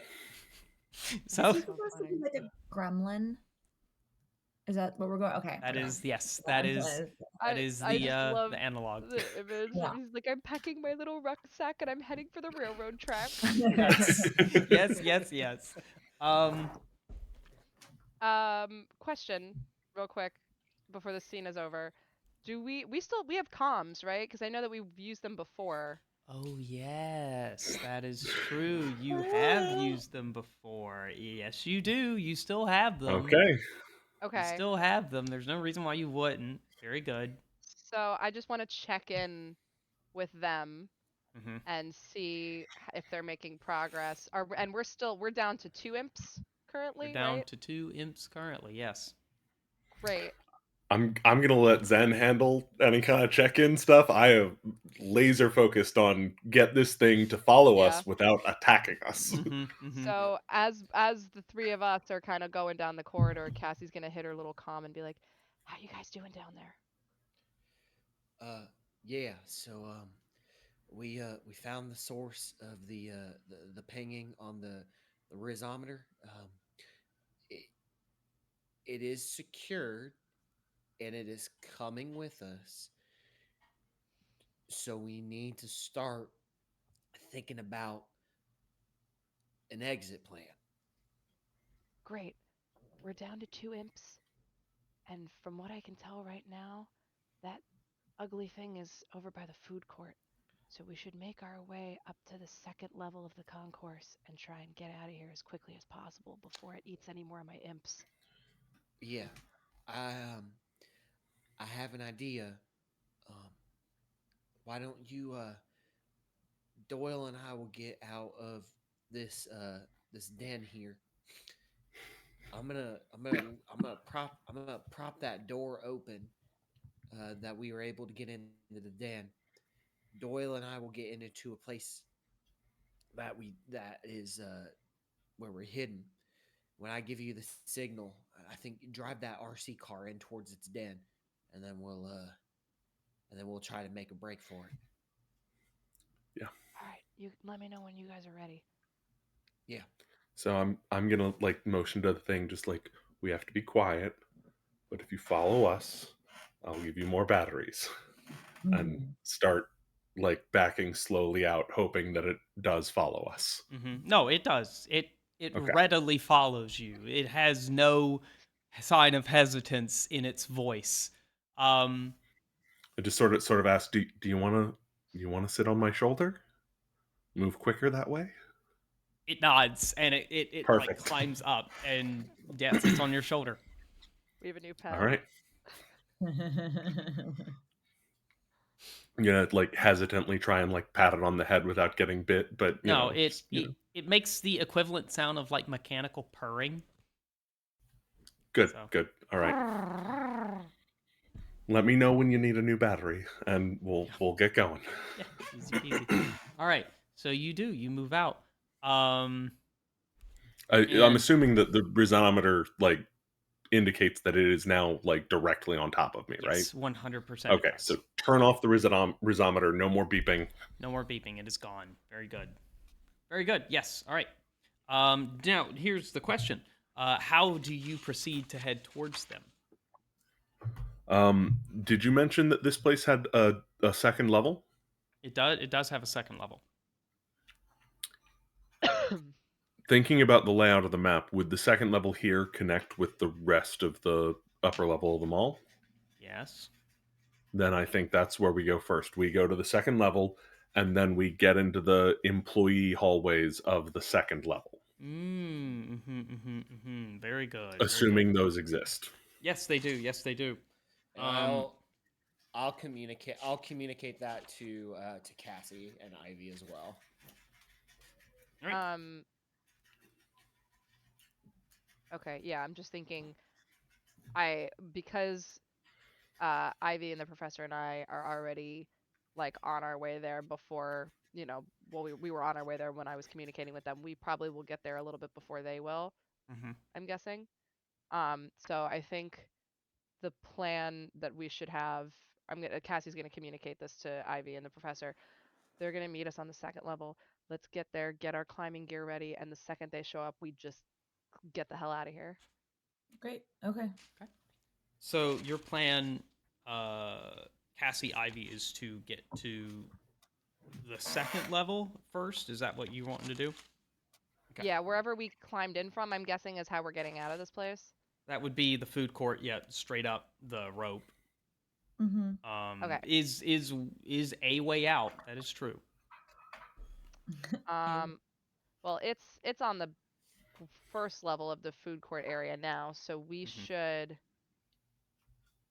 before we get to that part of the second level, we should coax it away. So let's get up to the second level, wait for their signal, coax it back toward its den, and make a break for the second level of the food court. Great. Fair enough. Okay. So you are you continuing with your plan of going like north through those doors on the east side in the employee hall and then getting to the second level, or are you going back?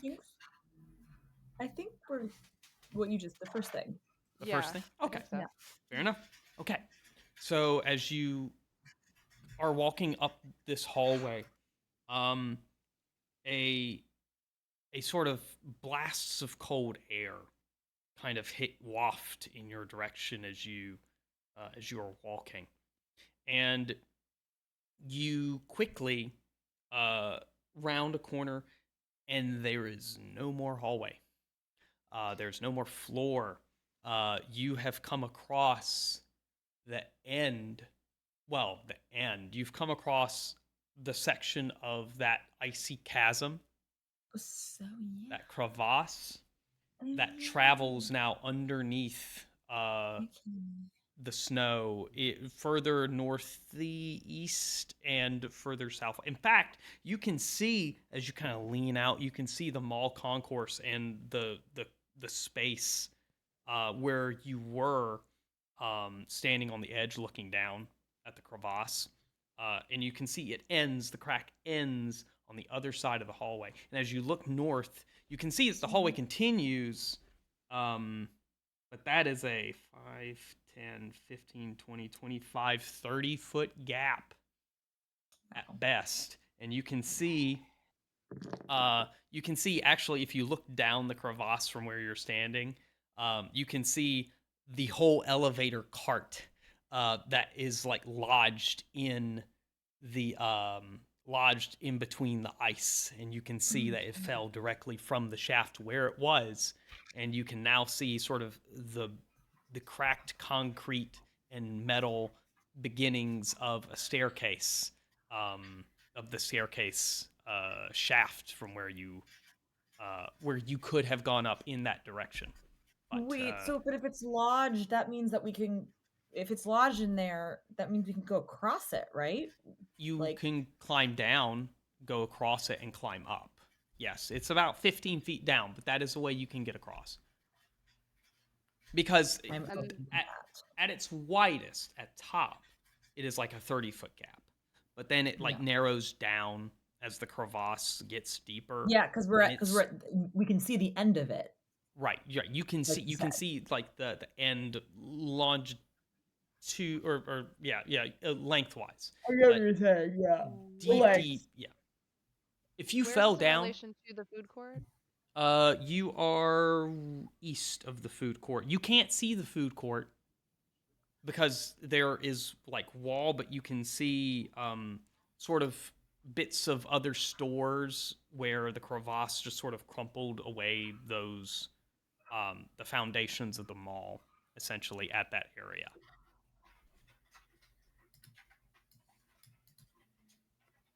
All right, well, I mean, it would probably take too much time at this point to go back and go around, so I think that our only option is to climb down and go across, unless there's an easier way for us to get across without climbing down and back up, but that would probably involve, like, acrobatics and stuff that might have the potential to bite us in the ass.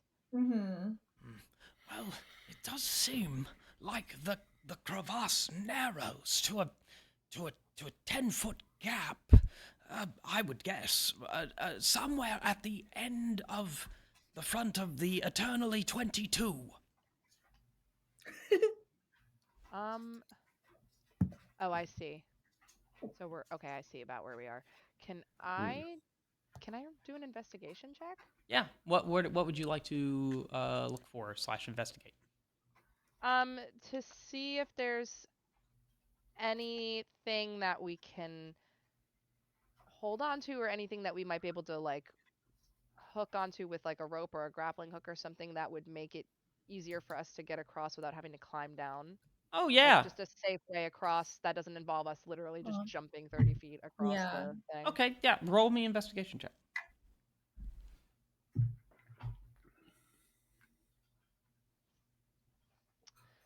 I don't know if this is gonna get us anything. That is an 11.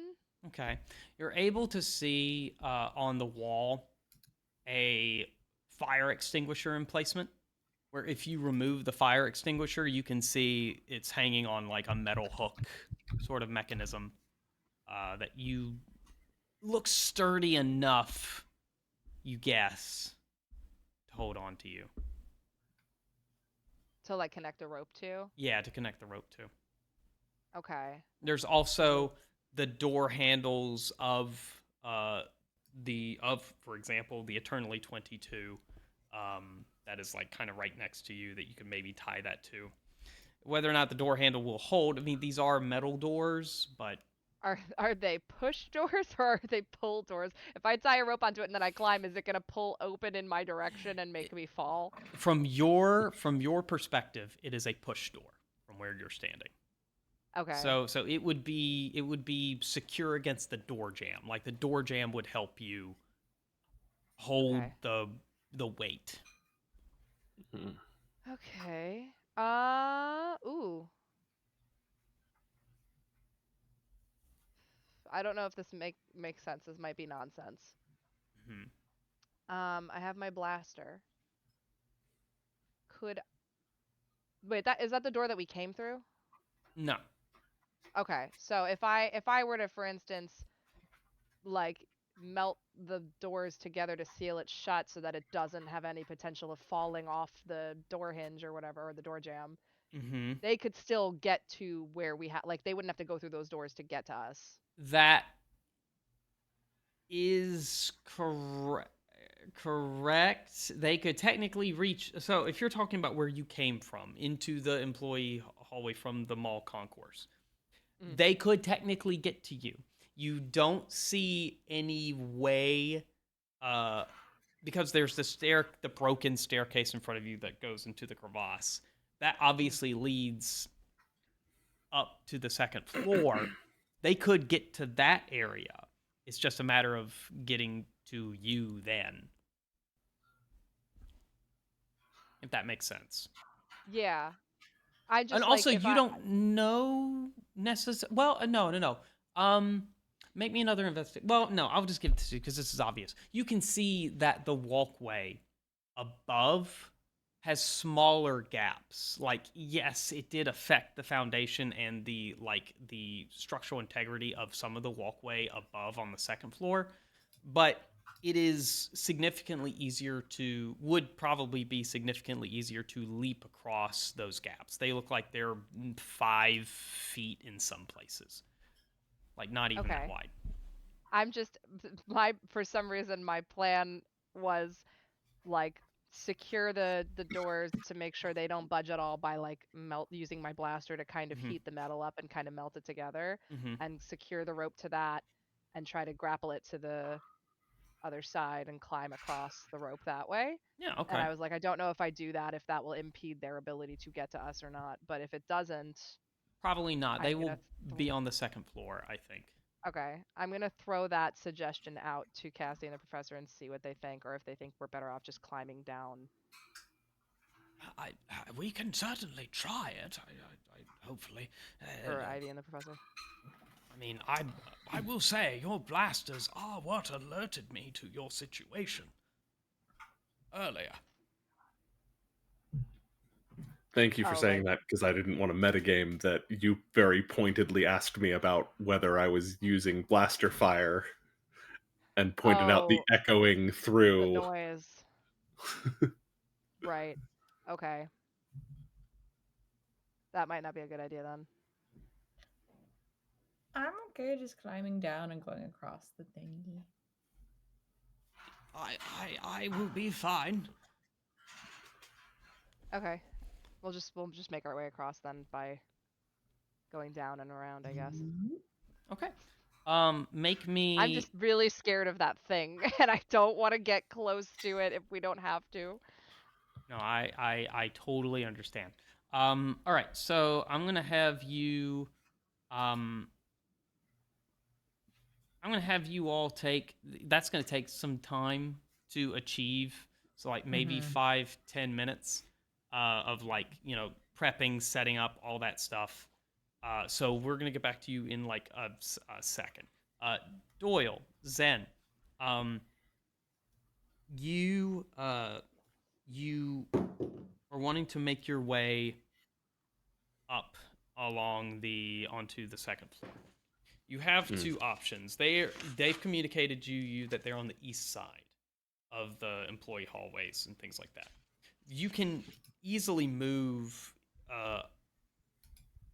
up either the western employee sort of like corridors, eastern employee corridors, or you can chance it and move up the second floor concourse, which you can cross back and forth east and west as you so choose, because there's multiple spots where you can just sort of cross over. How would you like to proceed?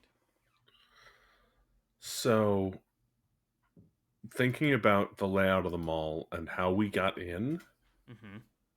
I think we should move through the second floor concourse until we get to the I think I'm looking at the right section of the map until we get to the uh nailed it. Mm-hmm. Mm-hmm. That Mm-hmm. is the second floor, right? That I'm looking at. Yes, yes, that is. And then go into the western side because I know that that is around the area that we were trying to like we need to be on the west side to get to where we came in through the food court. Yes, that is true. But I also know that the Galaxy Golf doesn't connect on the lower side, so we, in order to get to the western side employee hallways, we have to at least cross some of the concourse. But we know that the monster we're avoiding is all the way over on the at the food court, so we're pretty safe until we get to the nailed it. Right. No, that's pretty true. Okay. So you sort of easily cross the concourse. It's actually really cool. It's like you're in a liminal space, you feel, because compared to the mall that you were in way back in Cliffmont, right? This is completely empty. It's completely dead. But you sort of navigate safely that the second level up until you reach the nailed it, and then you duck into uh, the sort of hallway that leads to restrooms on the left, and then crap. Well, that would be in the restrooms. And then the employee hallway entrance on the right, which again is locked. Okay, so I'm gonna pick the lock Mhm. and also like check in with the others, letting them know where we are and what the rest of our plan is. Okay. At this time, you're pretty familiar with these locks, so you're able to pick them fairly nonchalantly. They seem to all be made by the Yeah. same manufacturer. They would have all required the same key. It's a no-brainer to sort of get through them. Um, Okay, that works. as you I mean, yeah. I suspect that if I rolled like more than a 3, I would get this anyway. Yes, I mean yes, and it's been your chances of the number you've been needing to roll has been lowering as we go Yeah. along, but at this point it's like nil, so it doesn't even matter. But yes, what do you say when you check in with them? Just say that we are entering the second floor employee hallway Hmm. on the west side, and that we will pause before going too much further until we know it's clear because we know that the monster is on the first floor on the west side.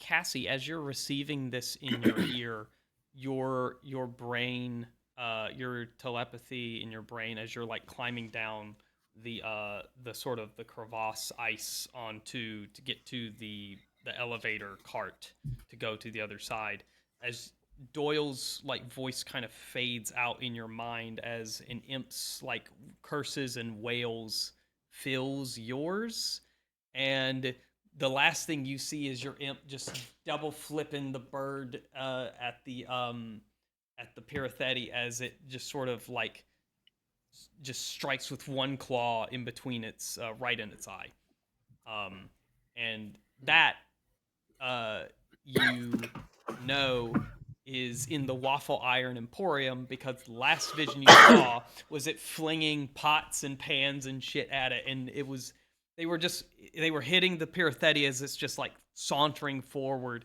not even affecting it, and it just dies. Your imp dies. I'm looking for this Waffle Iron Emporium. Is that on the second floor? It's on the That's second floor, 2 stores away from where I just said we were. creme fraiche Hooray! has left this world. Creme Right. fraiche? Was that the Yes. amazing? Very cool. Okay. Okay, cool. So it went up to the second floor. So it's not following the car anymore, or did the car lead it up there? I will say, the vision you saw, it doesn't seem to care about the car at that moment. Great. Okay Uh, then. So I've got one imp left. Mm-hmm. We need it to go back to its lair, right? Um, Safe. how much does the sound resonate across this? Like, if the imp goes over toward the lair and makes a loud noise, would it be able to hear it? I think you can try that. Um, okay. So they're in they're far enough away from the lair now where I could coax it over there and they would be fine, right? According to your knowledge of this map, I think that is a Okay. safe call. All right. I'm gonna tell them real quick. We're down to one. I'm sending it to the lair and have the imp go over to where this thing's lair is. And I don't know. Can it look around for something that would potentially make a really loud noise? Uh, it can. So as it sort of flies, you hear it. You hear it curse. Hi, boss. Fine. I'll head down this way. Whatever you want. Get myself killed. And it keeps flying across the first floor, and softly you can hear the crunch of like sheetrock as you hear the whooshes of air as the Pyritheti is obviously chasing it. Great. All right. And it's gone past us now. Mm-hmm. How fast does your imp dash? What's its travel That's a speed good question. Let me or double fly check. speed? D&D imp stats. It. I don't think it's that fast. Its flying speed, I think, is 60 feet Okay. or 40 feet. It says that. I mean, it says it can turn into a rat, a raven, or a spider. In its imp form, it can fly 40 feet. If it were to turn into a raven, it could fly 60 feet. Do you want to turn to a raven? Yeah, I mean, the faster the better, I think, because we know this thing is really fast and we Yeah. don't want it to catch it. Yeah, sure. As it's flying, you see the Pyritheti just chasing behind it as it looks back in its raven form, and then it looks back again, and the Pyritheti is not behind it.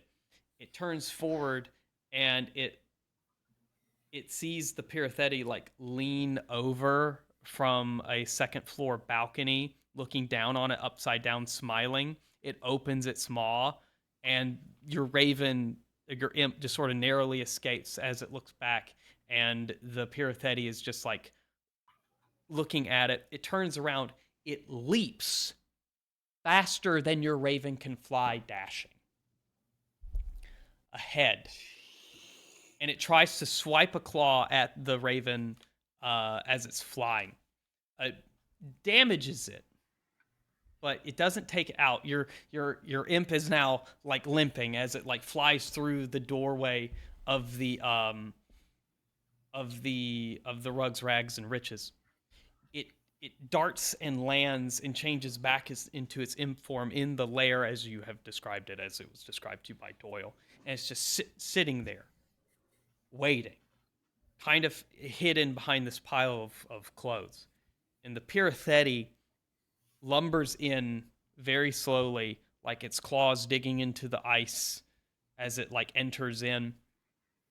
Um, and you see it looks around. It looks at the pile of little belongings on the ground next to where Gobby the Goblin was. Mm-hmm.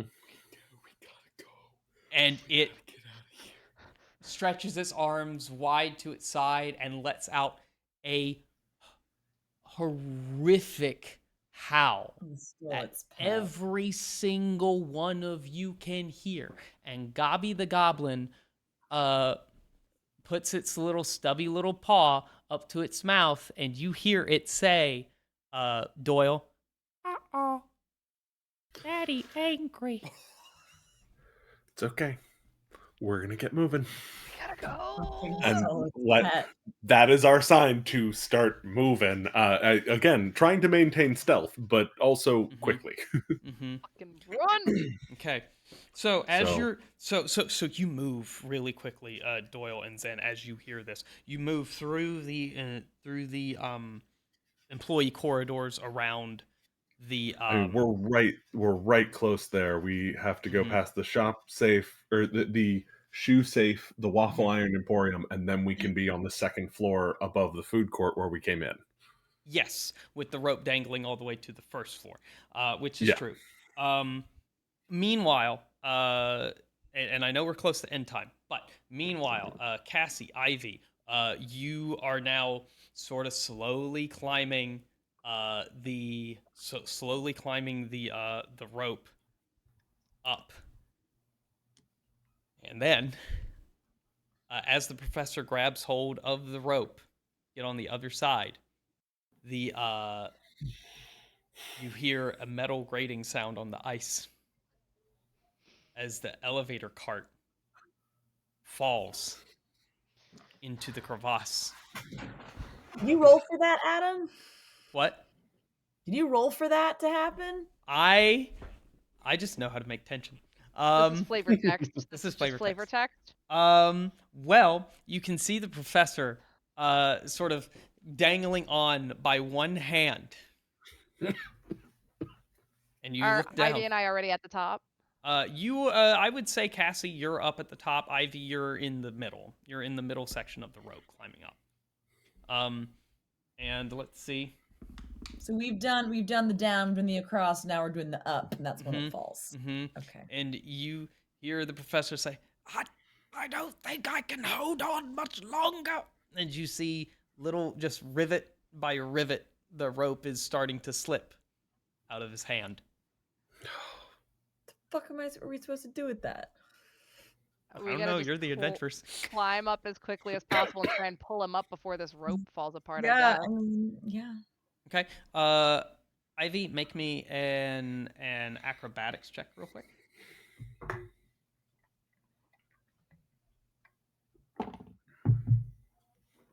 An 8.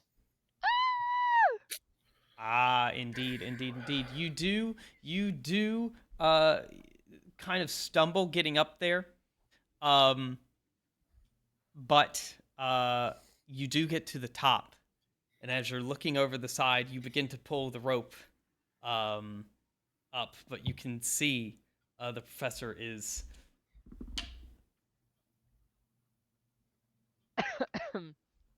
as you it took you a little Wait, bit. I have a weird idea.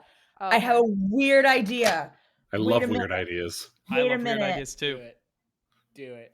Okay, Professor, I'm sorry, this might hurt. I want to cast Air 3 and make a vacuum sphere and suck him up with the vacuum. Fuck yeah, let's suffocate him and he go. dies. Let's fucking go. Do it.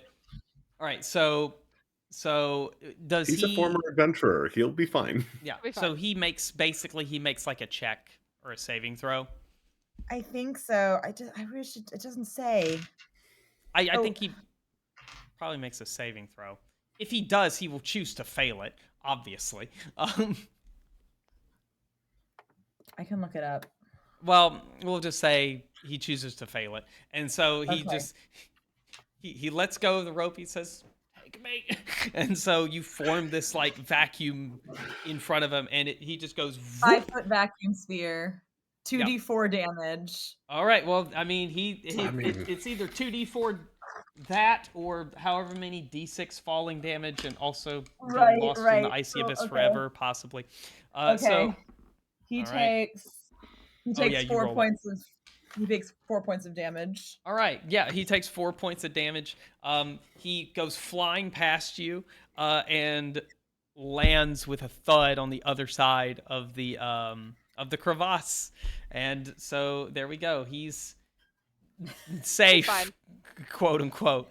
He's fine. He's fine.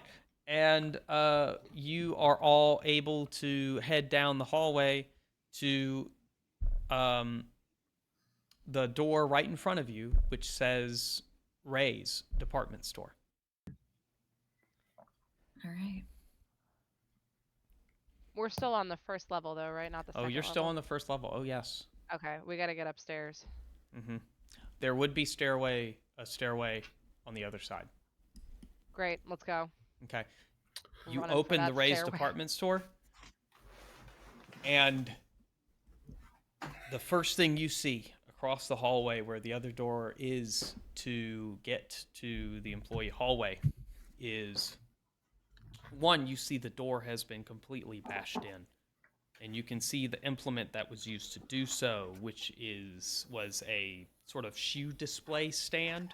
You know, like one of those low slung tables in like a department store, where you just have racks of shoes just on top, where you could pick up from the middle or the whatever, the center of the lower tier. It was used. It looks like it was used. It's shoved up against that battered door. It's covered in blood. There's splotches of blood just everywhere in that area, almost as if it was like a Valentine's Day massacre. We're talking about levels of dried blood that you're seeing. You don't see any body parts or bodies.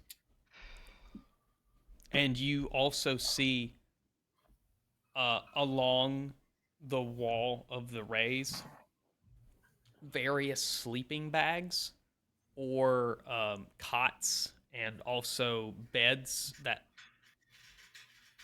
look like they've been slept in. And you see piles of, like, you can see purses at some of them, and you can see shopping bags at others. You also see a pile of what looks like garbage that basically comprises of empty food wrappers and things of that nature. So the shoe rack thing is like the door is barricaded so that we would have to pull that thing out to get through, or Yes, it is shoved up against the door. In fact, into the threshold. And the door is just broken apart and like discarded into the hallway further in. Okay, well if that's our only way up the stairs, we gotta move that thing and get through there. You can climb over it and deeper into the hallway. Like, you wouldn't have to necessarily move it, Okay. but you gotta do it kind of fast, because you hear a roar, and as you look down the left, down south, through the broken glass doors of the Rays, through the rent open security grill that looks at from this distance like it was rent open, with a large thing that bounded through with tremendous force and speed and weight, you can see the Pirathetti galloping in your direction. Cool. Question. Yeah. Zen and Doyle are already on the second floor, right? Yes, they are. Okay. I think what I might want to do, even though I don't know that this will buy us that much time, but once we get through the doorway and start going up the stairs, if I were to fire my blaster, would it potentially like collapse like rubble around the entryway so that it would kind of stop it from getting to us immediately? Yeah, you can try that next time on Sunset Grid as we break for the night and we come back next Wednesday. Yes, indeed. Well, yeah, I think that's a pretty good cliffhanger. How about that? But we will see you all next Wednesday, 7 p.m., same time, same place on the grid. Have a good night, everyone. Hope you enjoyed it, and we'll see you later. I'm stressed. I know you are. So am I. Bye-bye, everybody.